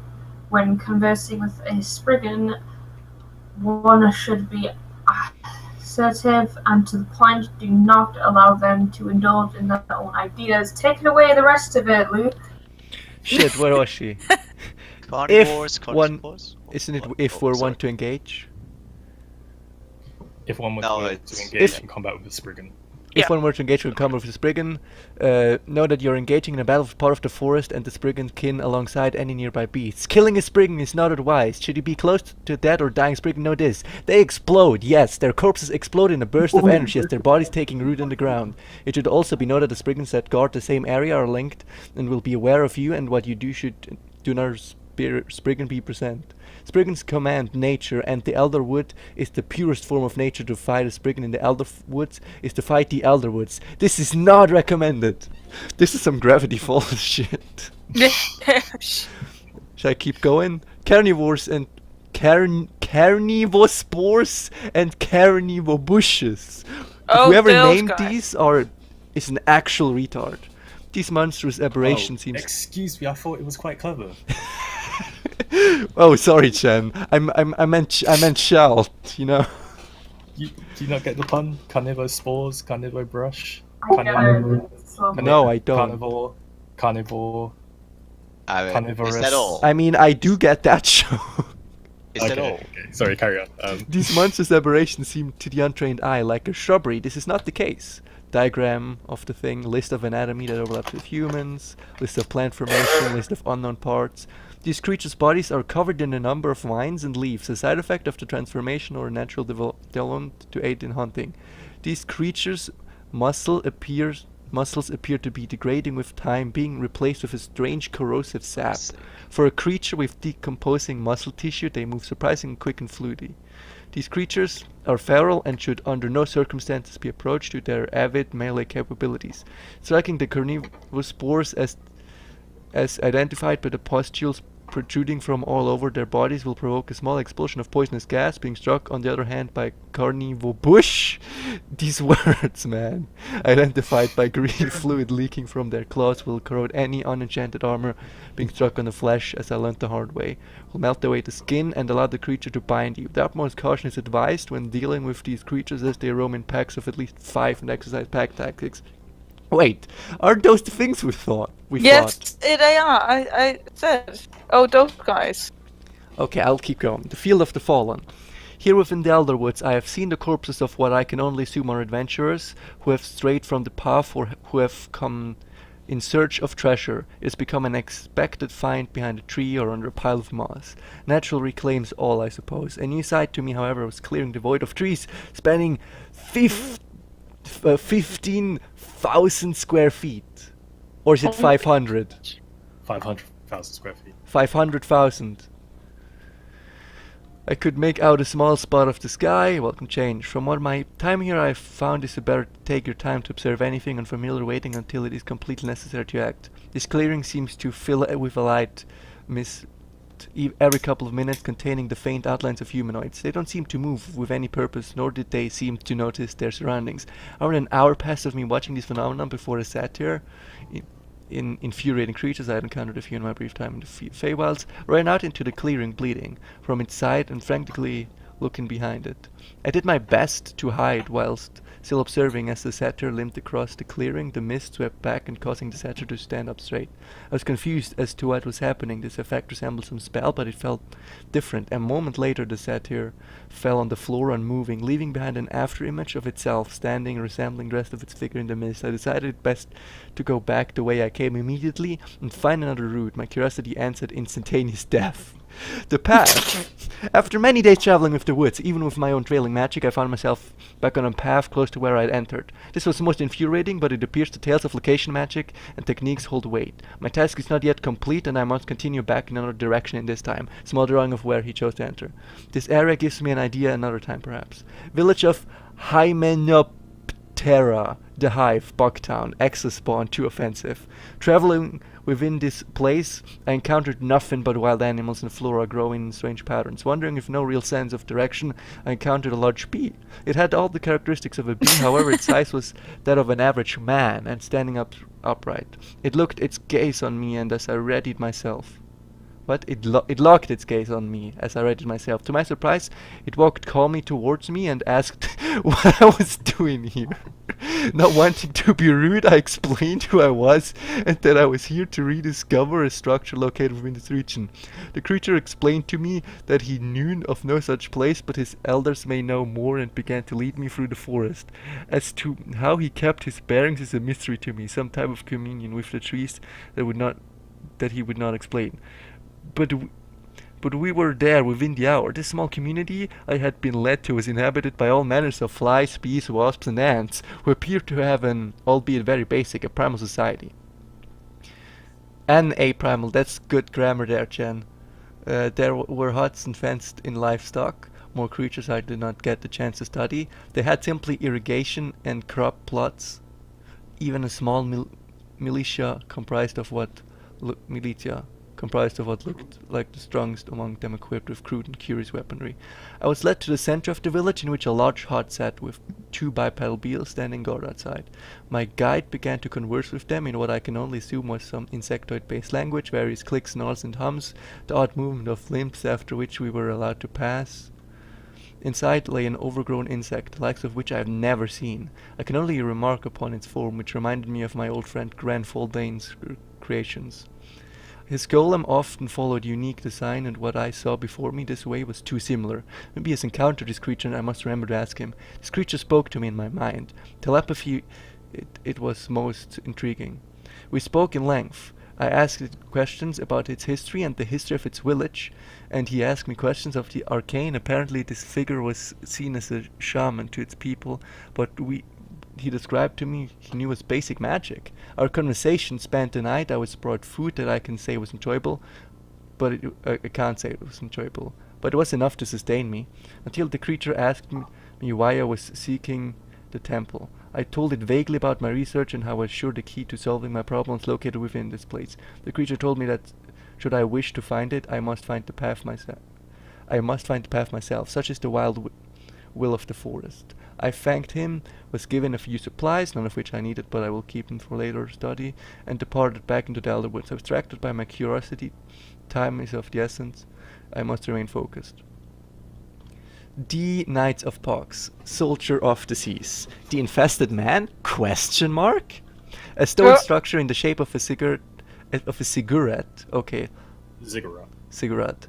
It's like a flat-topped pyramid Laden with corpses? laden with corpses, covered in Okay. corpses. Like loaded. Atop the structure lies a man in armor. He will not move unless you stop with the stairs. He will take an attack stance and wait. I dared not to go closer, but I did stand for quite some time in order to observe him. It was difficult to get a decent look at him, but he did not appear to be among the living, but he did not move like any undead I've ever seen. It seemed to hold itself like a puppet in a child's show, almost like it was being operated somehow. When the fleshy bulbous glob hit the floor, I took my leave. If what I've seen so far is any indication, then this was the best decision. I'm curious as to his weapon of choice, however. It seems vaguely organic. The woods? Question mark. Now this is what I've been looking for. Many things in this fever dream of a forest are unusual, but this is by far the strangest. Here in this strip of forest about 10 feet wide and stretches beyond my vision, the land seems normal. Normal trees, normal grass, normal vines. Nothing that tries to kill you. No giant bee-men, no fey beasts. Not only does this place appear normal, but magic here is familiar. It follows its natural flow. I decided to rest here a while to conduct some tests, revealing similar energies found within the conflux below the halls of knowledge. I decided to sleep here before traveling known its length, but upon walking it had vanished, and I found myself within an unknown area that was most definitely the fever dream once more. Onward. See carnival spores. If I never see another one of these, it will be too soon. See village of Hymenoptera. I somehow found my way back here and stayed for the night. Silva Protec. More days of traveling thought this madness with no end is in sight, but I cannot stop here when I hear laughter. At first I thought I was losing my mind, but no, there was a person scampering above me, more specifically a child. I asked her what she was doing here, if she was lost, but she avoided the question, instead electing to poke at my ropes and pull at my pouches. This continued for the next 10 minutes before I gave up and decided to try some games I knew which she thoughtfully enjoyed. We laughed, and I began to tell her tales of my adventuring days. Her eyes went wide as I described dragons and demons oddities, all manner of that easily trumped that which I've seen within this place. She asked about what I was doing, and I told her about as much as someone her age would understand about my task. After my description, she began to talk into the air in a language I was unfamiliar with, maybe a prayer of some sort, before asking me if she could show me the place with the floating people. I agreed, and my curiosity burns. And the book ends. And then he Floating people. dies. After following the child. I reckon 3 is not enough to determine how this man died. Right next to his tent. So I think he's the guy who was in the tent and then he died further from it. Can I check if there's like death? The reason of the death? Roll an investigation. I need to get some water real quick. Be right back. Yeah, that's a lot of text, mate. So, can anybody speak Sylvan here? 8. Hey. 8. But it doesn't appear to be like any broken bones or Cuts. yeah, there's no like damage done to this skeleton, but you probably allude that there's natural causes or a disease or anything that wasn't an attack essentially is all you can really get. Okay. Hmm. So they don't kill people violently, that's good. Flying people. No, I do not talk that language. Sadly. Okay. Damn. I speak Infernal, Orc, Dwarfish, and Thieves can. I would be surprised if they actually were capable of understanding Thieves' Cant. So, Why did you lead us here, my friend? He- Referring to the Grey Wolf. I don't Did think he did he? Or did we just stumble across it? No, he led us here. The wolf mean, led he- us here. The question is though, But- does he lead us further, or did he stop here? Oh, he sat down next to the, well, not next to it, but a little ways away from it. I'm not comfortable with setting up camp next to a dead man, but You say that, and the wolf gets up and begins to like roll the skeleton out of the clearing. So I guess we're sleeping in this clearing. Can I like look for good stuff in the man? Like he talked about some things from the town that he The got town of bees. town of base. There's a couple of pouches within the. There's like a bag and 2 pouches in the tent. I'm gonna check him. There's an empty flask, like a canteen. Yeah. There are 12 gold pieces, Silver Protect. Yes. and then just what looks like rotten berries / meat or something like that. It's like No very So- old rations. So no we magical items. This just seemed like some. Do you want to keep the book, Mara, or should I? You can keep them. What's it called? The Book of Um, Shalt, New Testimony. I guess you could add like a Schultz diary. So it is. Yeah, I guess. So I guess you're saying, Mr. Wolf, that this is the best place to sleep. He Apparently. looks at you and makes kind of like a slight nod, but not like a full. No. Yeah, not a full movement of his head. It seems like there's an air of regality to this creature. Okay. So, Well, if he feels comfortable, then we should follow his example, I guess. Yeah, I'm gonna throw myself in my sleeping bag and just. Shouldn't we at least add... Who's taking first watch here? Can I snuggle into the wolf's floof? I wanted to do that. He just said it was majestic and regal, and you're just gonna snuggle it. But I like its floof. I want to sit down next to the wolf. I'll take first watch, sure. I like dogs. I like wolves and fluffy things. Oh, we all do. Mara's too beat up by now. She's so hurt. She just wants to sleep.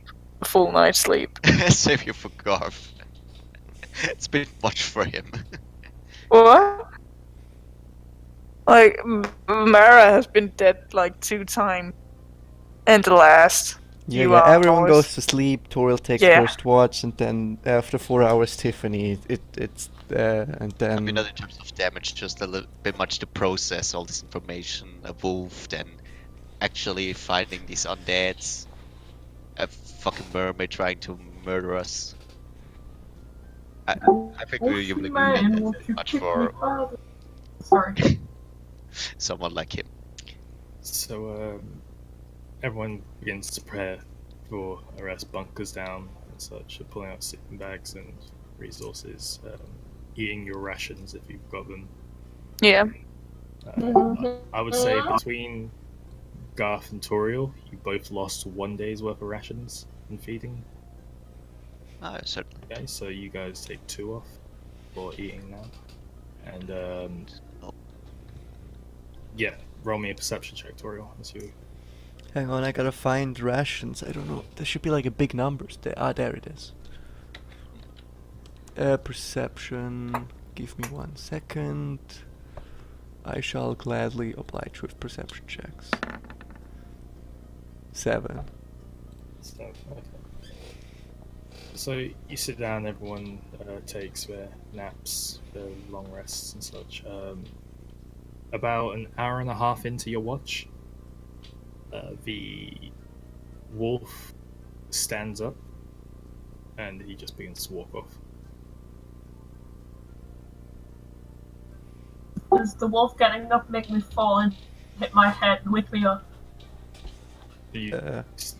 Were you sleeping on the wolf? Is that, Yes. Or does I get carried away with it on its back? I think over the course of the hour and a half, it would have slowly moved away from you to like still allow you to sleep, but so that you're not on it. Oh.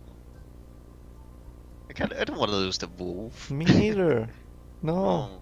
Then No. go after it. I'm going after it.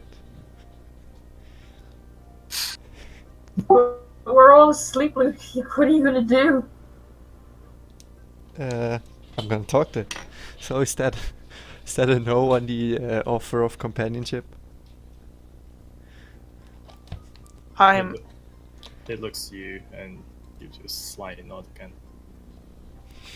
Yeah, you have a whole mission. I understand that. Can I bend down and pet it? I want to bend down and pet it the last time. And I mean, you're kind of reaching up to. oh, I'm reaching up to pet. I'm reaching up to pet it. Right. Just to be clear. Yes, wolf. I want to say thank you. And, It looks you in the eyes with this almost piercing gaze. can I Turns his head hug once it? more. Like a super awkward reach around hug because the thing is apparently twice my size. It was about 7 feet That's about my size. It's about something. or 8 feet. Sorry. Like, your hands aren't really going to get around its body, but you can give it a hug, I'd say, before he departs, Yeah. because he stops enough to listen to you. It waits for you to release. I do, and then I say goodbye, and then I Bye-bye. I watch it walk away into the not really sunset. Nights, into I the guess, darkness or of the the trees. darkness. It's not walking particularly fast or slow, just kind of like a casual walking pace. But about a minute before it fully disappears from your vision, you go back to taking watch. Yeah.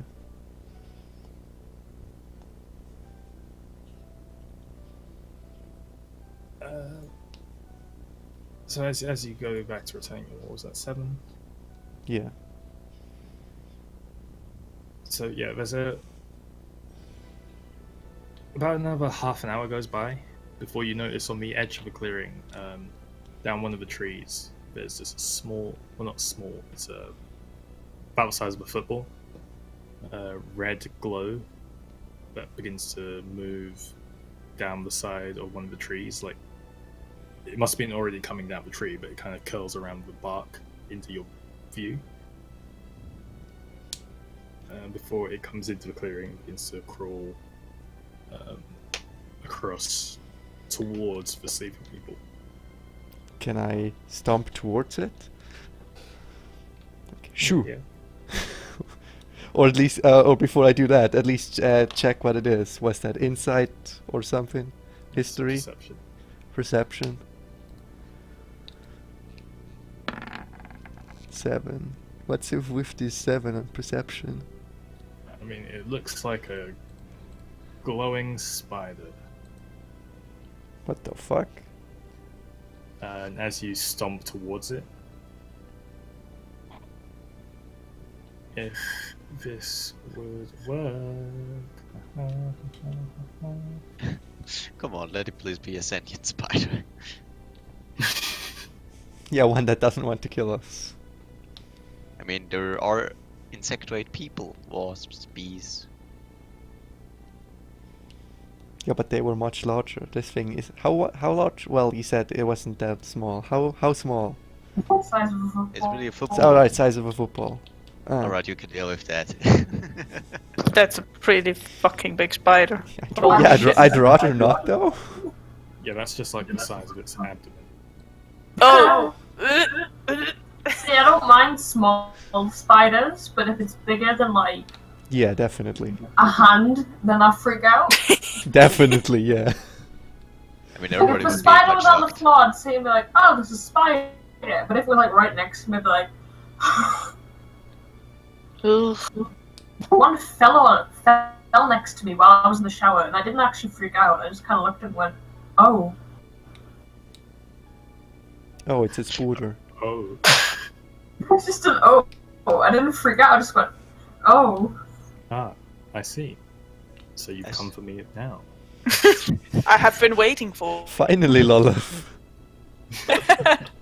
Oh, I've been waiting. So, I think you're coming to the shower. No, Ooh, that's a new ship right there. Ooh. Pinky. DMX Chen ships Ranged with attack. himself. Oh no. What? It makes what? It makes an attack towards me? A ranged attack. A ranged So- attack? Excuse me? Yeah, it rears up its front four legs and you watch its abdomen curls underneath its body and this spindle of what you can only assume is web, as it shoots from its abdomen, it appears to be blazing with fire and it just narrowly shoots past your head. Well, And I guess roll initiative. I mean, can I at least regain my temporary hit points because that was a short rest? You've got short rest, yeah. No, I have a short rest. Yeah, but you're still asleep, so you're almost at your long rest, I think. How much is that missing?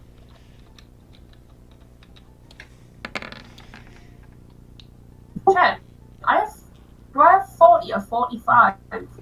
Either I've dreamt I have 45 hit points or I have 40 and I can never remember. You dreamt you had 45 hit points. dreamt. Maybe it was a dream or maybe I just don't remember. Alright. Because I went towards it and stomped it, I guess it's not very far away, is it? It's about 5 feet from you. Well, you were stomping towards it. It would have attacked you at the edge of its range. Or no, it Can- would have attacked you side towards it. So you're Can about 30 I 30 feet. kick it as hard as I can? Well, you got to roll me initiative first, man. Oh, I gotta roll the initiative. Okay. 16. 16, so you are first, yeah. Kick it as hard as I can into the woods. Okay, roll an attack. Is that just a standard attack? D20 plus your strength, because you're trying to just punt the thing. Please make a spider find you the woods 18? noise. No advantage. Fine. So it's an 18. What was the 16 for? That was the initiative. Ah, yeah, okay. 18 hits. Go ahead and roll that. Well, 1d4 plus your strength.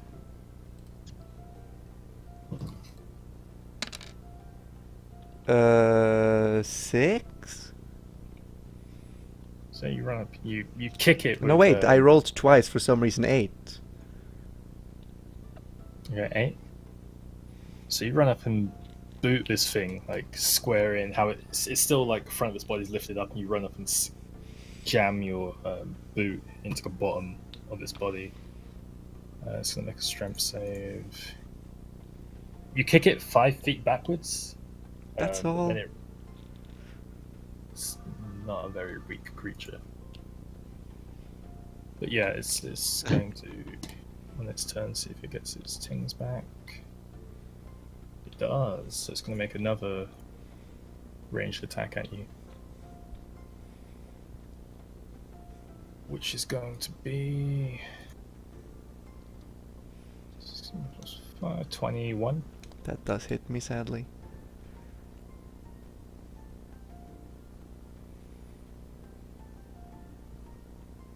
Yeah, so this spindle of web this time shoots again towards you, this time opening it up slightly in air and begins to like weave itself in your armor as you try to pull it off, and like you're pulling off clumps, but the clumps are like sticking to other clumps. And the more you move, the brighter the flame on this webbing gets. So you take 4 points of burning damage. Okay. And you're currently considered restrained. Can I break out of it? You can be. It's a strength check. 12. Use it, so 12 does not make it. Still webbed, and that's going to be your action. Can I awaken the Murdoch? Murdoch, wake up!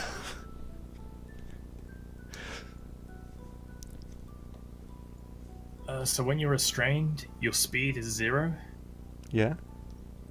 You don't get any bonuses to your speed. Your attack rolls have disadvantage, and any creatures attacking you have advantage. Yeah. You also get disadvantage on saving throws, Yeah. dex saves. Yeah.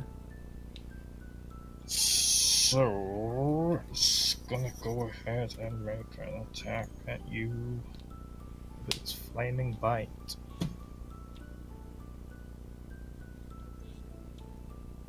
It misses.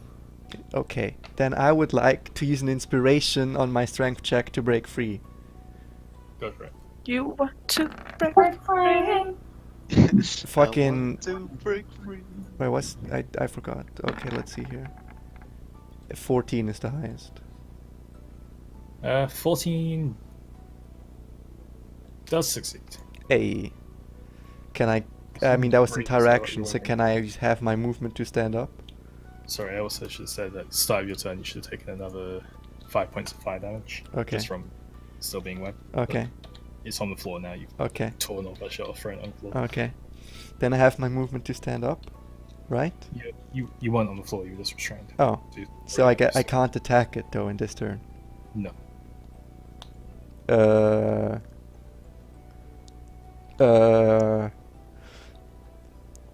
Yeah, still, I control Marduk, so I wake up Marduk.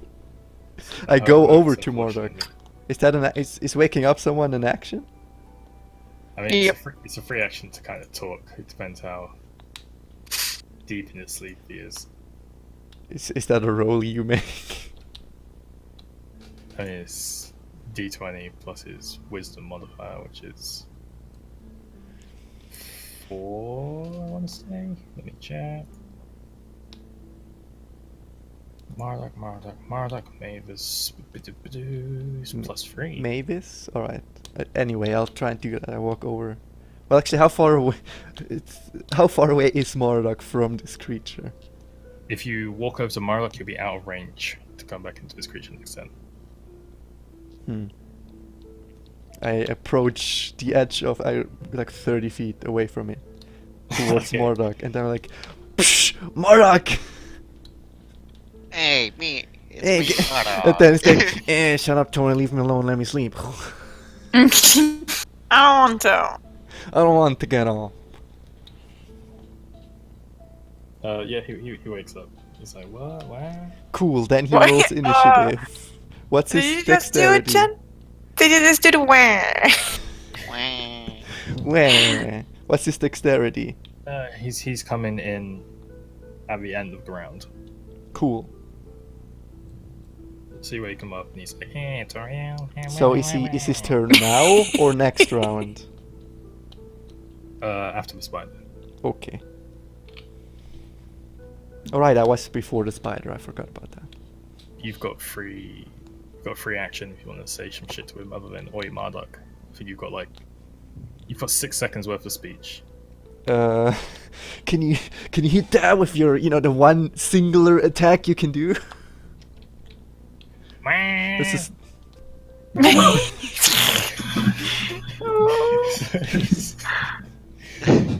sure thing, Toriel. Spider gets its tings back. Poor Eclipse. It's a 17. Doesn't hit me if that's what you're asking. Okay, so flame web goes spewing past your head just again. A few strands of it as a splotch onto your armor, but yeah, easily knocked off.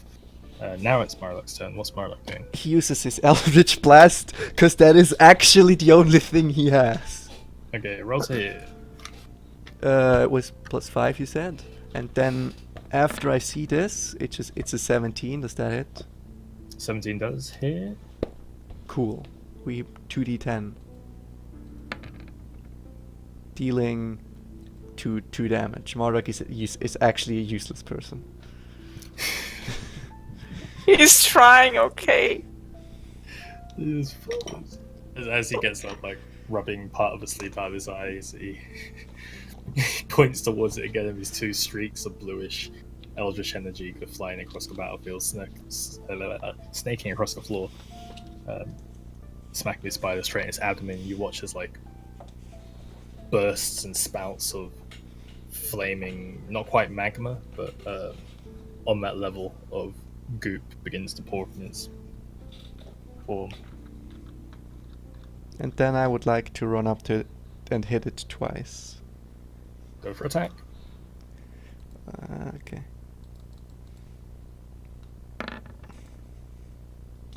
(24) and 27. Hit. Fucking D8. So the first together that is 15 bludgeoning damage and 8 ice damage.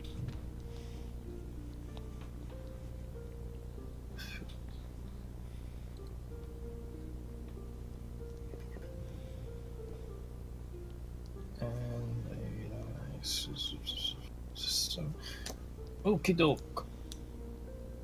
It's looking pretty damn rough, and it's actually gonna try and run away. I'll let it run away. No. Unless, No. hang on. What if it fucking gets its friends? Oh, do you think so? Oh no. Do you think so? Alright, yeah, let's smash it. I mean, I can only try. It's up to the rolls to see if I hit it again. It's Ugh. moved, it's full movement. I mean, so it's gonna go 40 feet away from you. Do I get attack of opportunity? Yeah, you do. Cool. Not disengaging. Alright, smash it. 28. That's a natural 20. Hits. Alright, D8. Come on, hit me with that good stuff. So what, do I roll 2d8 or do I just double? You roll the attack, and then you add the maximum damage dice. So that's an 2 8 plus 8 plus is 15 is 15 bludgeoning damage plus 6 ice damage. Just splat the thing out on the floor like the ice from the hammer, like cooling off all of its jets. And Alright, thanks, Marduk. Resume sleeping. Fuck you, Torel. And he turns around and goes back to sleep. You know, that's actually quite accurate. No way, he has to say, nah, it's better in character. the rest of your watch goes by relatively uneventful up until Tiffany wakes up. and sees this spider mess on the floor, like, Yeah, not only is her head just like on the floor because the wolf just like moved and now underneath the ground, so her face is like imprinted in the ground. She gets up and it's just like a splashed spider. It's like yeah, the spider. I also killed the spider, like, basically right in front of her face. So it just wakes up to the sight of this mess of spider. Oh,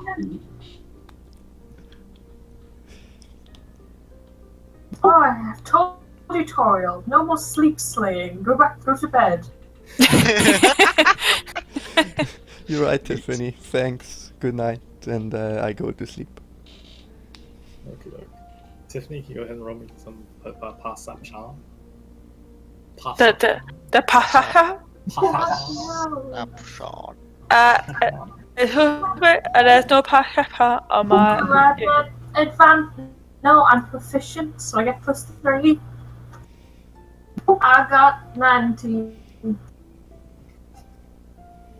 You got what? 19. 19. So as you're sitting chilling, Toriel heads off to sleep. About an hour and a half into your watch, you decide to just kind of glance up, and you see in the tree line that there's like a festering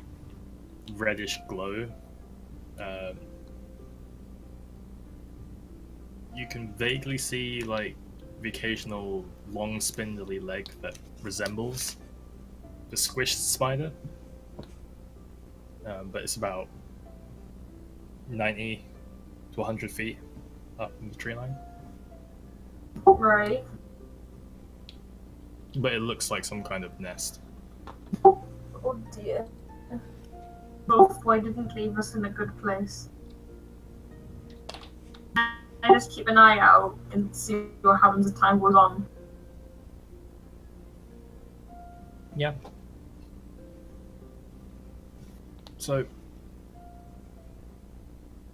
over the next couple of hours, you see the occasional, like, red-legged glow walk off down one of the branches.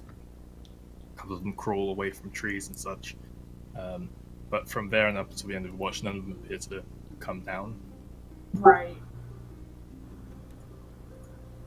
So can I start waking everybody up? Mm-hmm.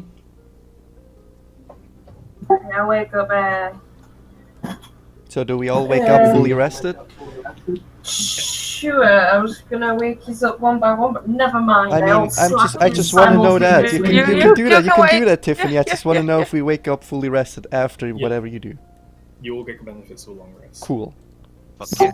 Do a spin slap. Right, okay, so I wake up Mara and Marduk up first, then I wake up Garth and then Toriel last because she went to bed last.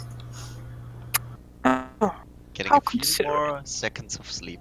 Okay, nice. That's And good as well, because after the other woods, I was going to make us do actual resting, where if someone were to take a 4-hour watch, you wouldn't get your full rest. what? I'm. But Why until But I'm an later elf. woods, that doesn't apply. Oh yeah, But, I mean that makes an elf. sense. But I'm an elf. I'm OP.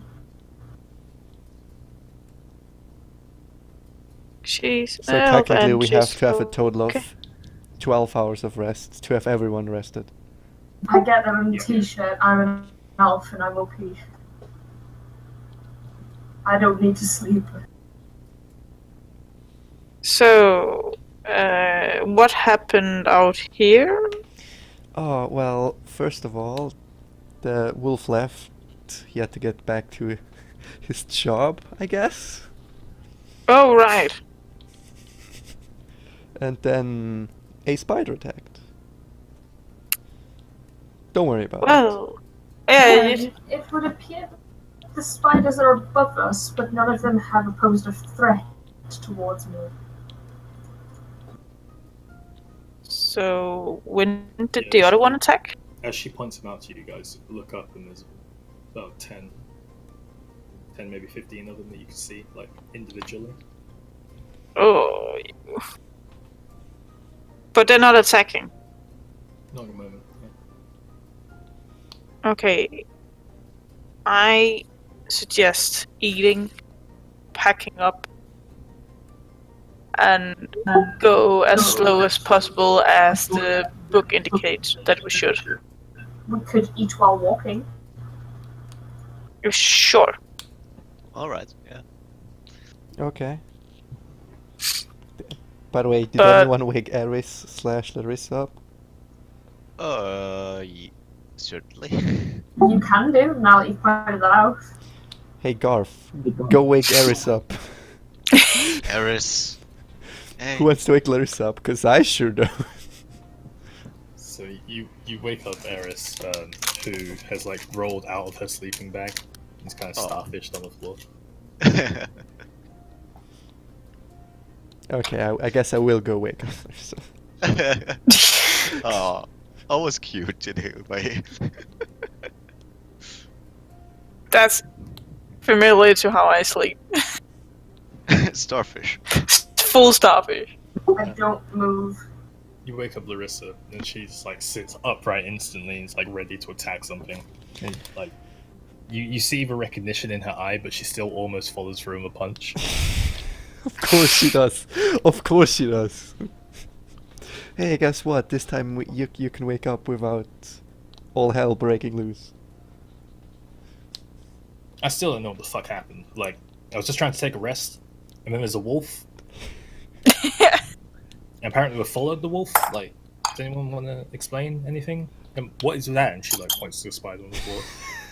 And she's like, "Where's the wolf?" All right, short version. As a wolf appeared, we kind of befriended him.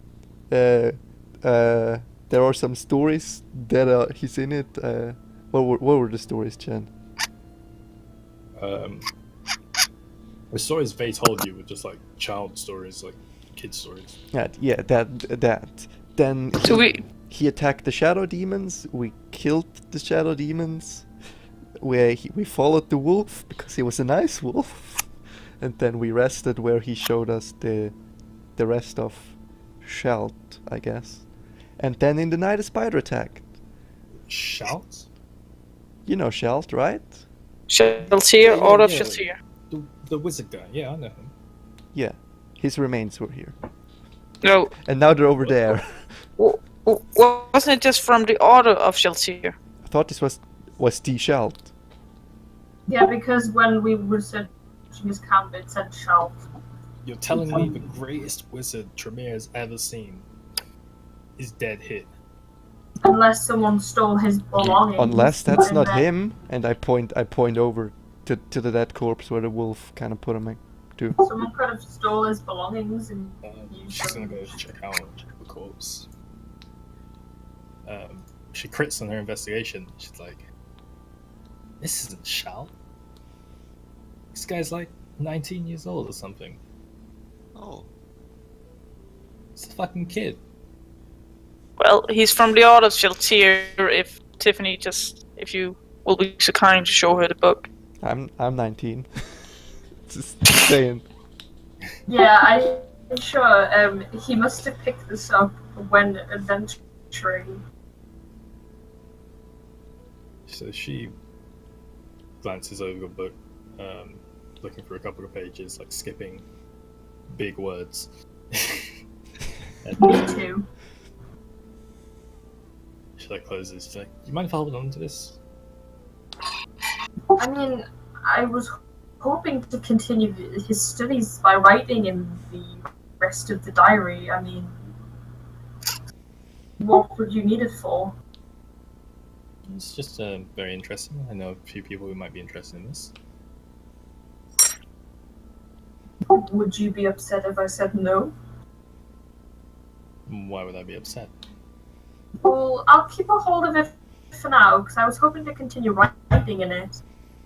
When we leave the forest, if we're still alive, I could give you it then. I'm sure there will be enough opportunities to make some coins. Do I remember? She like shoots you a look, Garth, like slight disgust, and she hands Tiffany back the book. Oh, thank you. Do I remember the story with the wolf and the hero thingy? Can I remember the name of it? Folk hero, right? Hey, so am I. Yeah. Ah,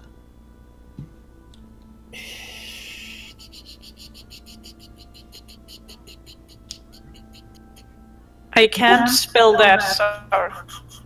Oh, you're gonna have to try. Where's the spelling of what?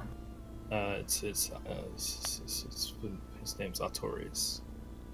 Ataris. God knows. God knows. Spelled. Wait. Spell Artorius. Uh. Yes, Chris. That Artorius.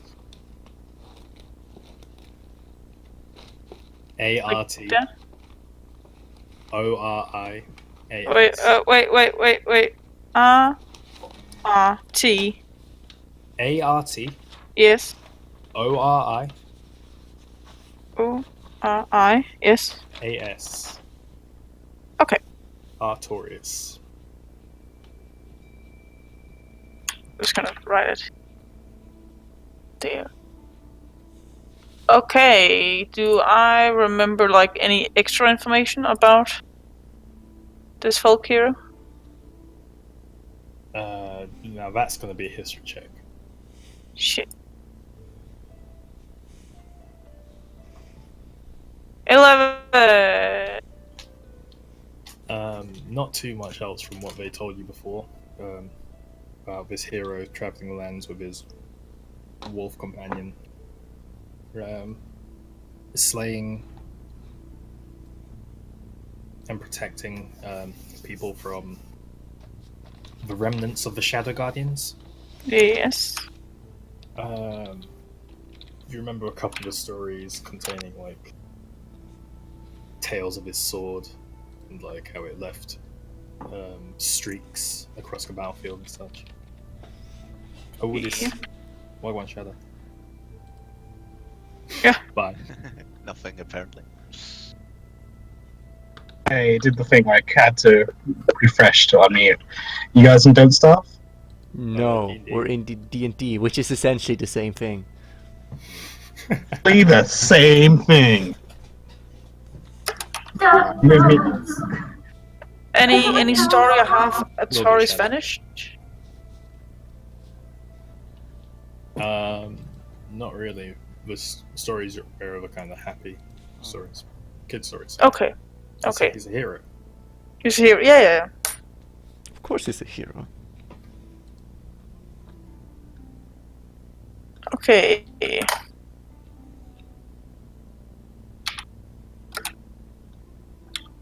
Okay.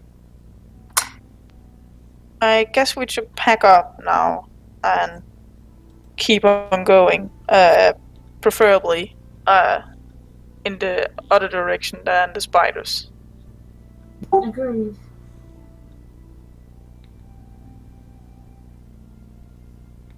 I guess that's what we do. I said agreed. Yeah, but nobody else did, so Mara's gonna pack her stuff and gonna Me Done. and Mara hold Yeah, let's hands and stop. walk off into the distance. into the non-existent sunset. So you guys all pack up your shit, start walking off into. You know, Mara has a little flashback of a sunset from where she was drowning herself. Eris takes a little longer to pack up her shit. You know what? Garth's gonna light another torch so that it's not that dark. Hi. Alright. Oh, I'm a fucking idiot. Okay. Yeah, Eris takes a little longer to pack her stuff. She's a klutz in the mornings. And when she does catch up to you, who's leading the charge, by the way? What's the marching order? Mara, then Tiff, and then I don't know who else. I'll follow behind them. We are going very slowly and studying terrain this time. For any normal purchase. Yeah, but I've still only got half a marching order. Come on, guys, make your mind up. Mordok is next to me. Nope. We move in lines of two. Then it's Garth and Eris. Eris. Eris. And then it's Larissa on the far end. Well, Larissa would have come up and been by Tiff. Okay.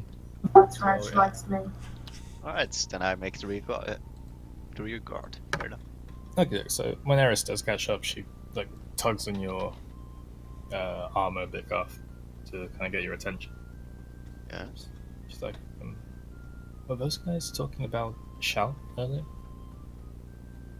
Well, we assumed that it was Schalt who left his notes here. Because, well, we found some evidence that he might have been here in the forest, yeah. And that we were on his trail. What kind of evidence? I believe we found his tent, if I recall correctly. I mean, a lot of stuff happened. You mean like that tent back there, or the one we found before? Yeah, the one we found before that tent we just left behind. I believe that was his. Yeah, she looks a little concerned. She doesn't seem to pursue questioning anymore than that.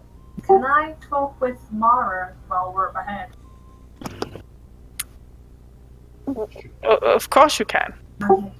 I look over and say, I'm sorry this has become quite a kerfuffle for the group and what's been going on currently.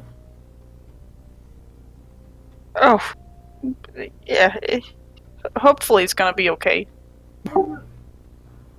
I want you to know I'm not planning on giving the stone to the queen, not if it's of any great power, that is. I want to use it to defend my country when I return home. Which would be the wisest, yes. So when we do get the stone, I would like to keep it on my person. Well, it might be a stone, might be an artifact. But hopefully we get my magic back and I can keep it on my person and we can pretty much head to the Kenora and you can do your business there. But I was hoping to keep it for myself, and if we ever run into the Queen, tell her, unfortunately, we couldn't find it and we could never make our way back to the capital, is my plan. I think that would be a very good idea for now. Because of course, an alliance would be a great idea, but I doubt with what's going on with her country, she's going to have any time or any men or winter supply for the conquest, that is. I mean, of course, once we finished up here, I plan on heading back to Valkyria, and I could use the stone to get rid of the sand kegs. What's your sleight? Wait, not sleight hand. Sorry. What's your wisdom modifier?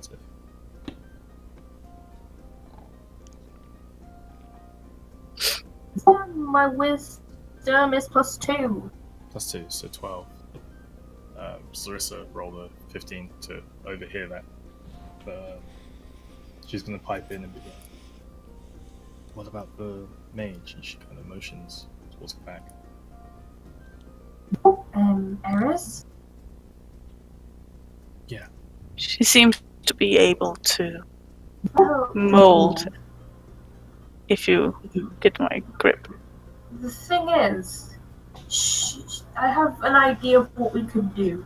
Go in the temple, one of us keeps her busy while we try and look around for the artifact. Of course, she's an intelligent young girl, but we could all lie and say we didn't find anything of value.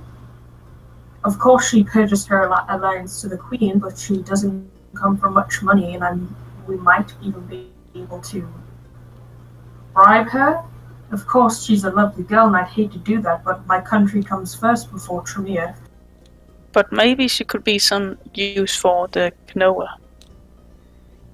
I'd hate to kill. That would be. I wouldn't even think of doing that to the poor girl. She's came here to protect us. Oh no, You just not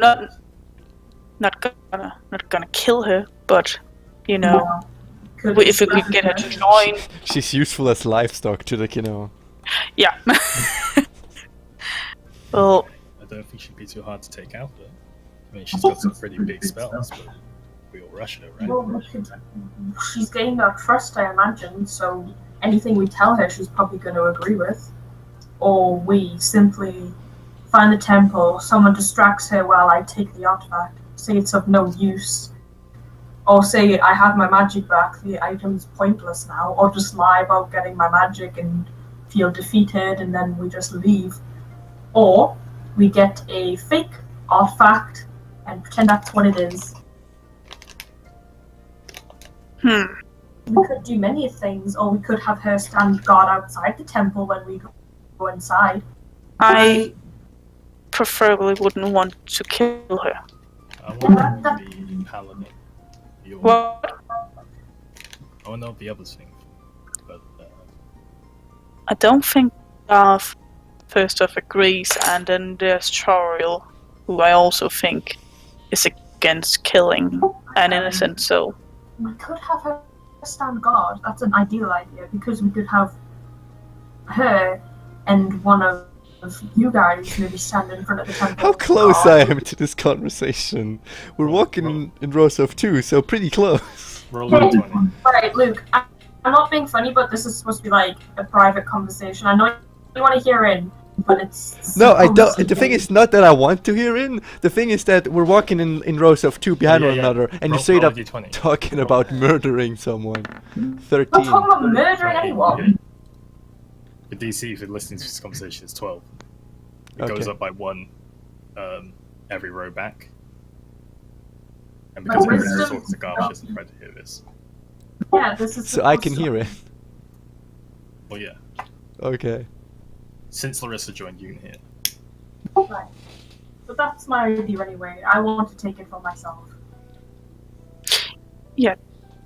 And if We there's could- anything in there that is of use to you in the Kinoa, by all means take that. But I want my magic back, and the item that restored it for myself. If the Queen wants the item, then the item's probably useful for the Kinoa. Yes. Of course, Shaylee would probably know more than me, but But I want it for my country because obviously you guys have probably you've got your own problems, I've got mine. well, with I all due have- respect, it's an artifact from Trymir. That I've been Essentially sent just to get. stealing Yes, I've been sent to get it. And Tiffany, if you help us overthrow the throne and get the right people on it instead, we could possibly be the one you want to befriend here and help out. Could you roll me that d12, by the way, Mara? I'm not interested in. Wait, me? The thing is, I'm 7? thinking about my country first, and I have got to get this for my country. I'm sure there are plenty of other Valkyria things. first. It's gonna be Valkyria first. Guys, can you please shut up? This is supposed to be a serious conversation. I'm sorry. Or we That can was we just can go hypothetical for a into second. one of the other thingamajigs. You know what? Yes. As you Let's. guys are walking, by the way, you turn the corner behind the tree, and you're back on the path. We look at the map he drew.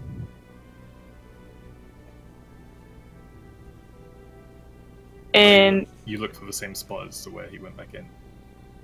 yeah, because he made multiple spots where he went in, right? He drew a picture once. And Oh. Hmm.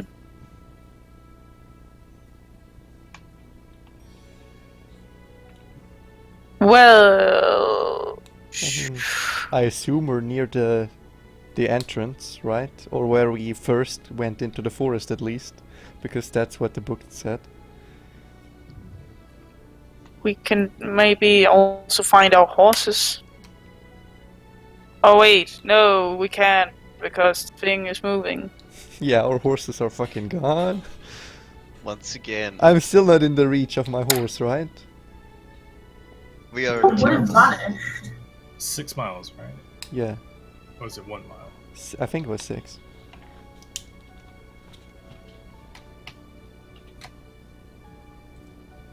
I mean, the forest shifts. Apparently, a tent doesn't shift, so horses probably, if they are not moved by themselves, should be. Don't think you're in range of your horse anymore. Hmm. Well, actually, no. I think you went out of range of your horse and came back in. So if you went out of range, that's a despawn. Ah, dang it.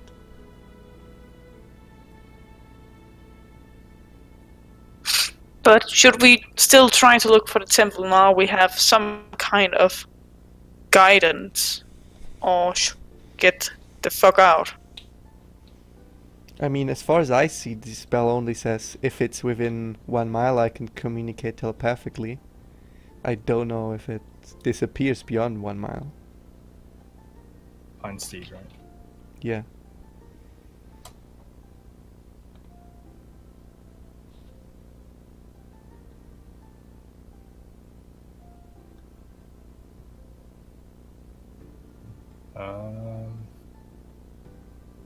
Yeah, I guess your steed is in telepathic range if you.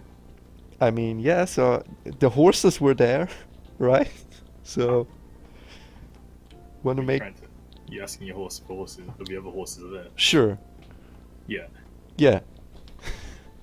So I convey that to, I mean, I convey these words into Yeah, the words. horses, yeah. What? The horses, yeah. What do you mean? What not? Yeah, the other horses are here. Yes. All right. And alive. Yes. Nay. Nah, nah. Oh. I don't know what it means by communicate telepathically. I assume simple speech is because a horse has a decent intelligence modifier. So, does it say they're dead or not? No, they're alive. Your Good. horses are here. All right. Alright, I know where our horses are. Then they're alive. Good. Oh no, horses Hey. are dumb as fuck. No, my horse is intelligent though. No, it's got 2 intelligence. No, Mine's 4. it has an intelligence of 5. Oh, If additionally if your steed has intelligence of 5 or less, its intelligence becomes 6. So its intelligence is 6. Oh shit. Well, yeah, it's got a -2. And it gains the ability to understand one language of your choice, which would be common. Okay, yeah. Other horses are in range. Cool. Okay. I like. Hey. I'm hungry. Hey, My feet hurt. my hooves. Excuse me, my hooves, not feet. My hoof feet hurt. I can't take off my shoes. I've been out here for like 3 days, just standing here. These other horses. Are you coming back soon? I'm bored. We should go back and at least feed the horses, right? Yeah. And maybe get them to stand outside of the forest if we can find our way out. Yeah, so I lead us to the horse. Okay, Tori will lead you guys to the horses. Tiffany.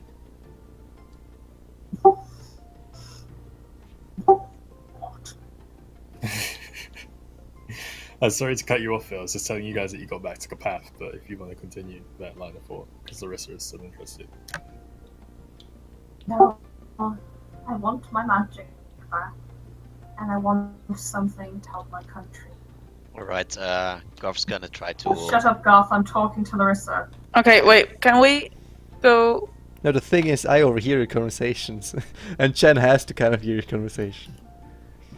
So you might as well stay. No. I'm talking to Larissa. Not me. Yeah, Garth is trying to catch up to you. Larissa's got to answer what I'm saying. We're not in a line anymore. How are we standing right now? Like Guess huddles. Toriel's taking the lead, leading you guys back to your horses. I guess Tiffany's hanging back. With Larissa, yes. I'm also hanging back with Larissa. That was Garth tries to catch up to Tiff. I don't know how you're going to catch up to us when I'm back. She's hanging behind you, Garth. And Eris is still next to you. Alright, then she's trying to fall back. He just wants to, well. say I don't want to things. tell you anything. I thought you were busy talking to Larissa. Stop being a dick. I am talking Can I- to Larissa. Well- we can kind of notice when somebody in front of us falls back to where Well, we are. can I take Garth to the side then? Sure. Yeah, sure, and I won't listen into your private conversation. Well, I don't care if you do, honestly. You Alright. pulled Garth away from Eris, and she was like talking to him about, some time that she burnt like a small shop down by accident. Excuse He had a small. No. You excuse. pulled her away. Sorry, Eris. Can I borrow him for a second? Thank you. It's fine. Okay. Right, that's what I told Be right back. That was my final thing I said to her. You said what? Sorry. I said, I'd love to find my magic back. Any item useful in getting my country the power it needs. That's true, but you agreed to help us solve our problem, and then we would help you solve your problem. I didn't actually agree to any problem. What is your problem? The royal problem. What do you think I'm doing here? I'm trying to gain the Queen's trust. And then after this, we're going back to the Kenora. All I'm asking is one item in use for me. And that seems to be a bit... Okay, but what I'm saying is that item of which you won might be very useful to solving our problem. I'm not saying that item. I said I want my magic back and any other useful items.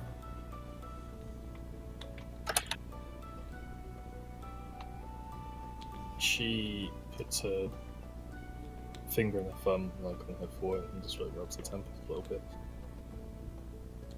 Let's just try and find the place first. Hey, Garv. Yeah. I whisper this to him as much as I can. The three behind us were straight up talking about murdering Eris. I think we should be cautious of that. What? I said we shouldn't murder her. I said we should. I said we shouldn't take her along. You sure? It's complicated. Because Yes, what I overheard is everyone saying, "Oh, we should kill her." Ooh. Can I, while the other are talking together, I go talk with Eris so she don't feel all alone. Well, I say at least Larissa. Larissa definitely is up for just killing Eris. Well, probably has no scruple, but I think we can handle things differently. Great if you listen to the conversation I correctly. will. Shut up! Can't hear us. Well, I know that Larissa definitely wanted to be asked if we kill her. Exactly. Yeah, so that's what I'm telling Garv. Thanks for giving me a heads up. I'll talk to her. Hopefully, I can make her change her mind. I mean, do what you want.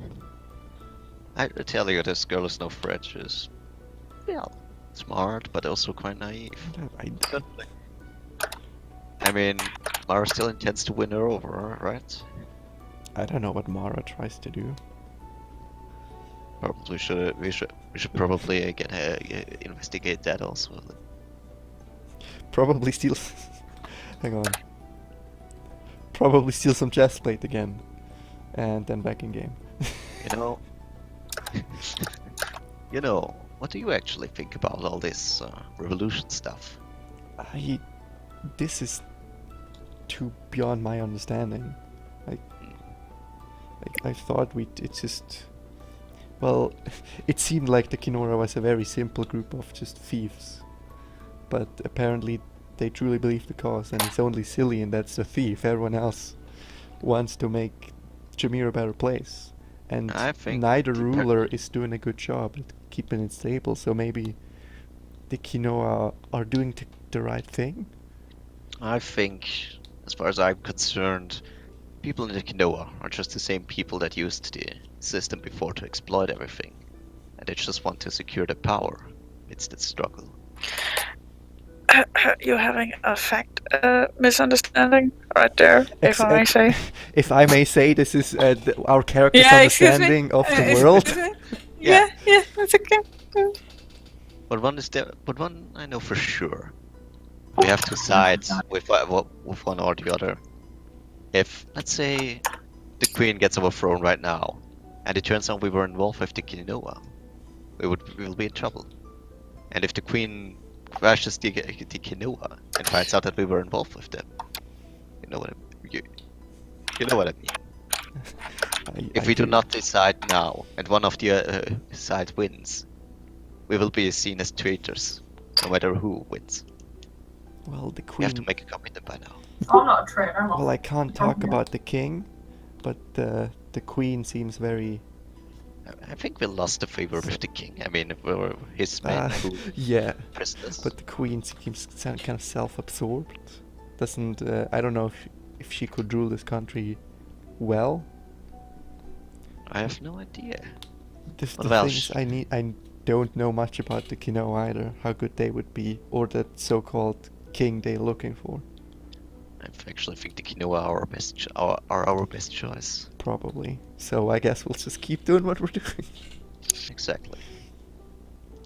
But yeah, just thanks for the heads up, and I'll keep an eye out. So will I. If it comes to it, maybe we have to stand against our own party. Or at least Well. our informant for the Kinoa. This is some fake news. Well, that's what if that's what they understood by our big talk about the Quinoa last time and stuff, Well, then if no, only that's okay. somebody would have been honest. You know, We things we could have were been good honest last time. Well, Larissa was kind of like, how about we kill her? So I say, if we maybe we at least have to take a stance against our informant for a Quinoa. So that's the most possible threat here. That Larissa's Lost just in like, I'm gonna kill her, and none of you better not stop me. So I'm. Well, lost in action.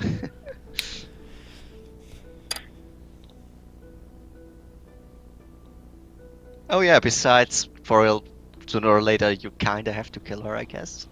I do? Might as well. No, I'm sorry. That's crazy talk. That's out of me.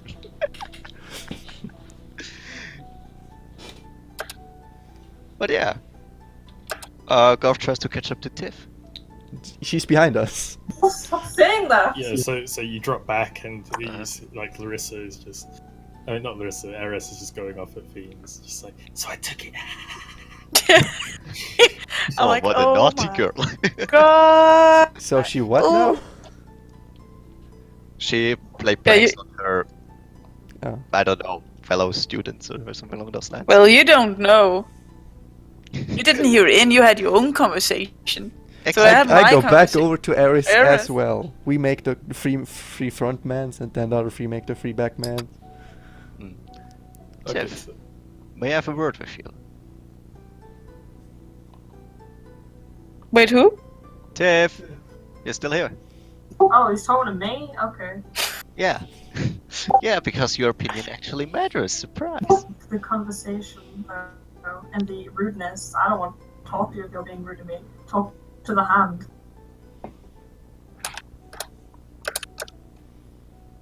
What is it?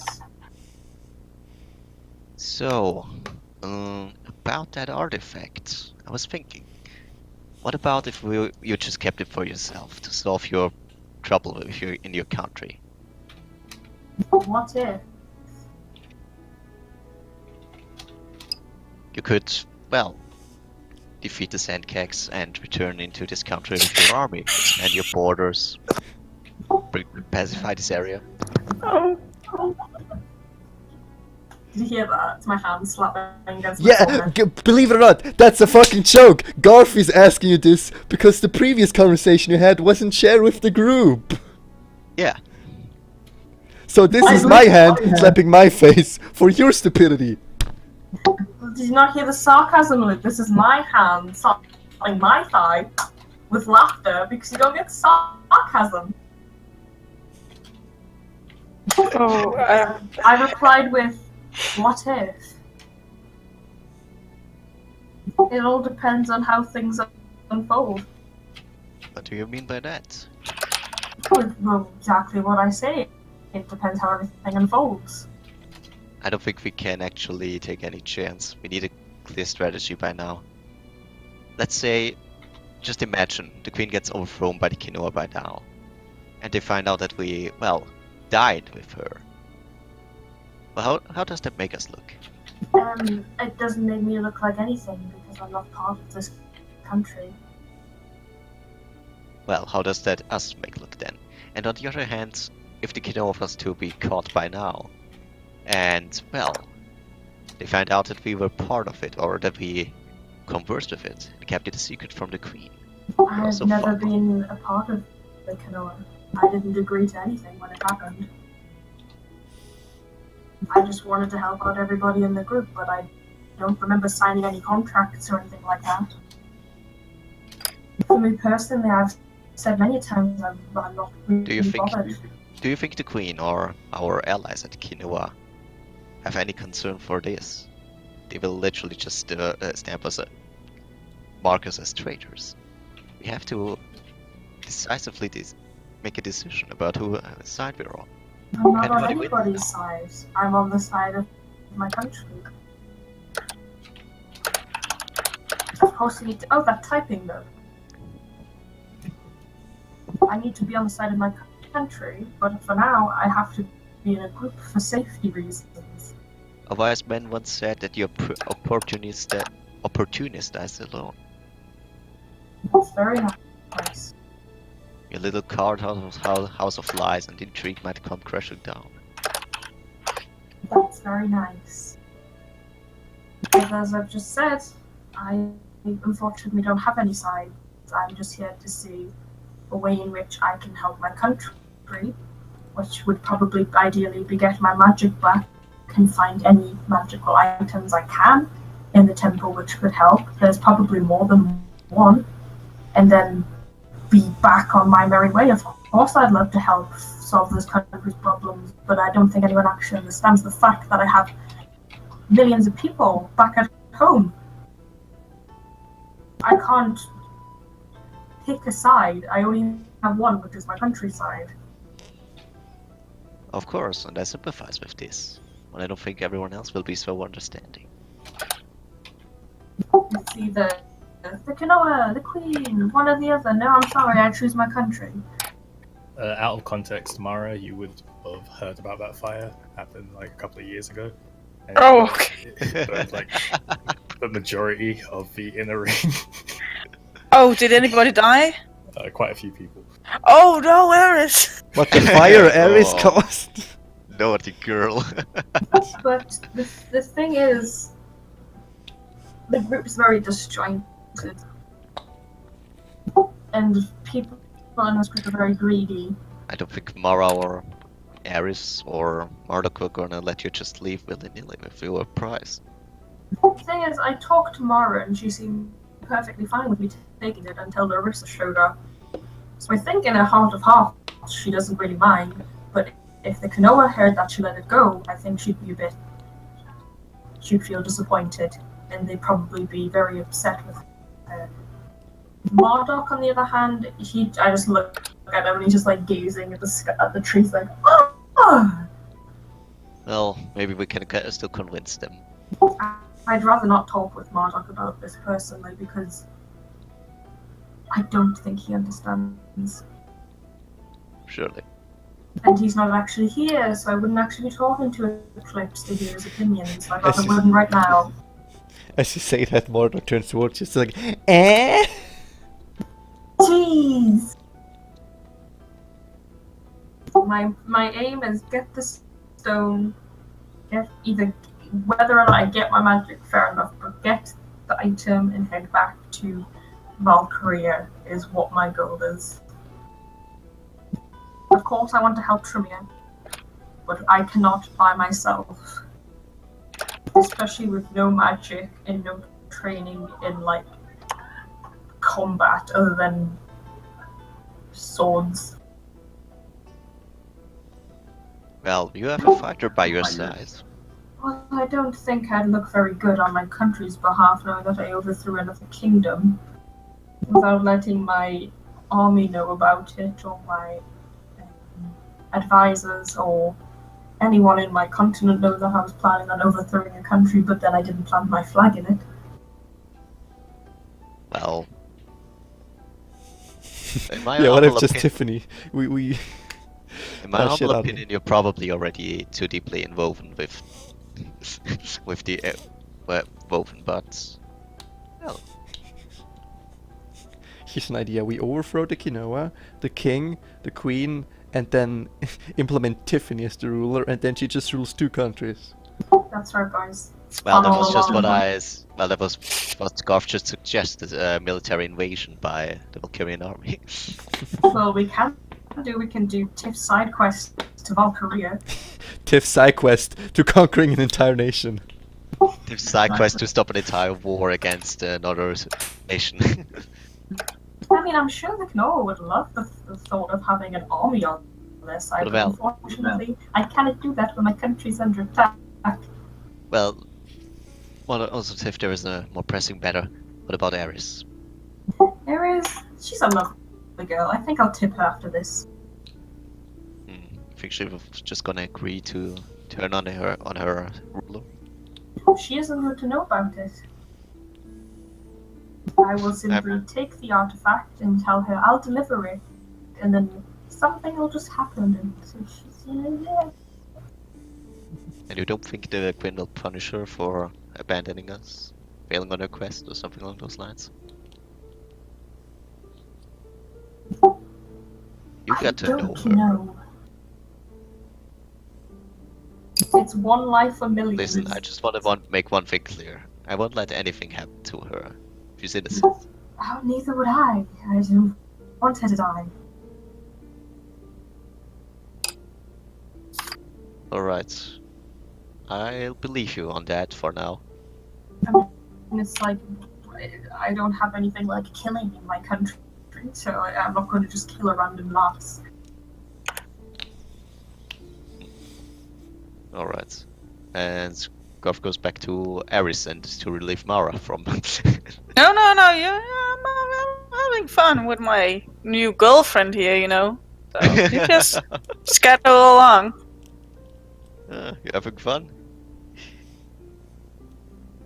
Yeah, I am. We're having a girl-to-girl talk, you know, right, Aris? Wink, wink. I mean, I'm walking alongside you. I can't Oh. believe Mara is actually hitting on her. No, how is this hitting on her? I don't know, but I guess I'm. seeing I this winked fit- to my No, Garth. friends too. The plan is to make Eris hook up with Garth at the end of this adventure. That's the plan that everyone in this party wants. At least I. He's like old enough to be her dad. Well, biologically speaking. It's fantasy world. No one cares. Yeah, I'm sorry, I don't want my character to be 19 years old, Luke. I mean, anything else you guess you just say out loud because Garth is here. That's a good hard to talk about stuff. Alright. Just getting to the good stuff too. Alright, then I'll leave you to it. No, we okay. Alright. I'd say this time you guys probably reach your horses. Do we want to? Okay, we take our horses, right? And the plan was to walk them out of the forest.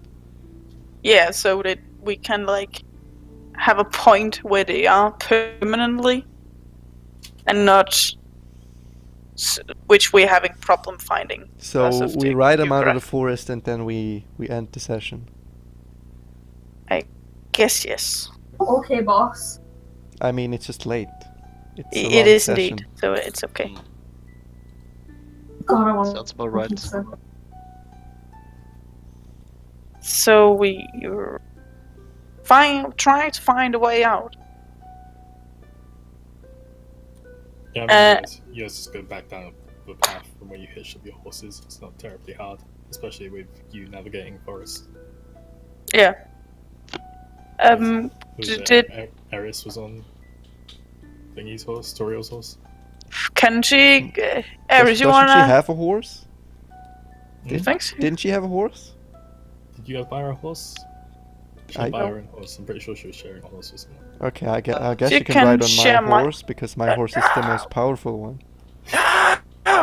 Actually, my horse is Eris. powerful. It's got like good calf muscles. Like my horse have me on it. No, like we were just having a good talk. I felt like we really bonded there, Eris. I love She looks your at Mara, shoes. She looks at Toriel, she looks at Gar, and she looks at Tiffany. She has Right, damn, what's everyone her wants name? The monk lady carry her. Larissa? Yeah, Larissa's gotta carry Eris. No. Because Larissa is running. Yeah, she's just gonna throw Ares. Oops! How did that happen? But honestly, I really like. I don't know why people suddenly want Eris to ride I mean, with it's them, but Ares' like, choice honestly, at the end of the day. it is. Yes. It is. I don't know. And I'm gonna roll with you 20. How many people we got? We got Garth, Mara, Toriel, Tiffany. Technically, Marduk. I don't know if he wants part of this. I don't think. I don't So- think he does. No, Marduk's gonna give his horse to Eris and share one with Mara. I She gets on the closest horse to her, which I think is either Garth's or Fiend's, Mara's. okay. Wait. Roll a d6. I picked a low. Oh, high or low, Chris. I would say odds. I sure want her to ride with you. Okay, Garth gets odds, Mara gets evens. It's a 5. Fuck! All right.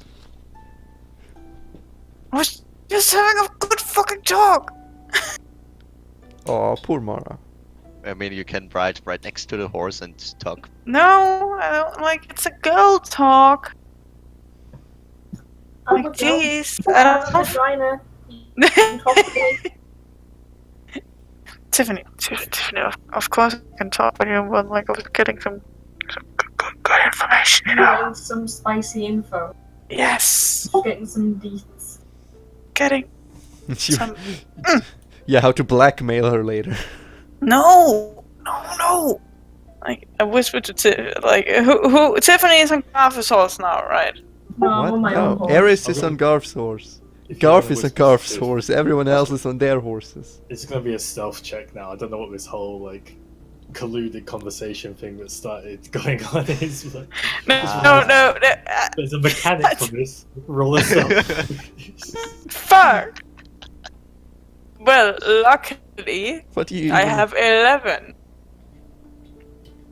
It's a 25. Okay, I don't think she hears you.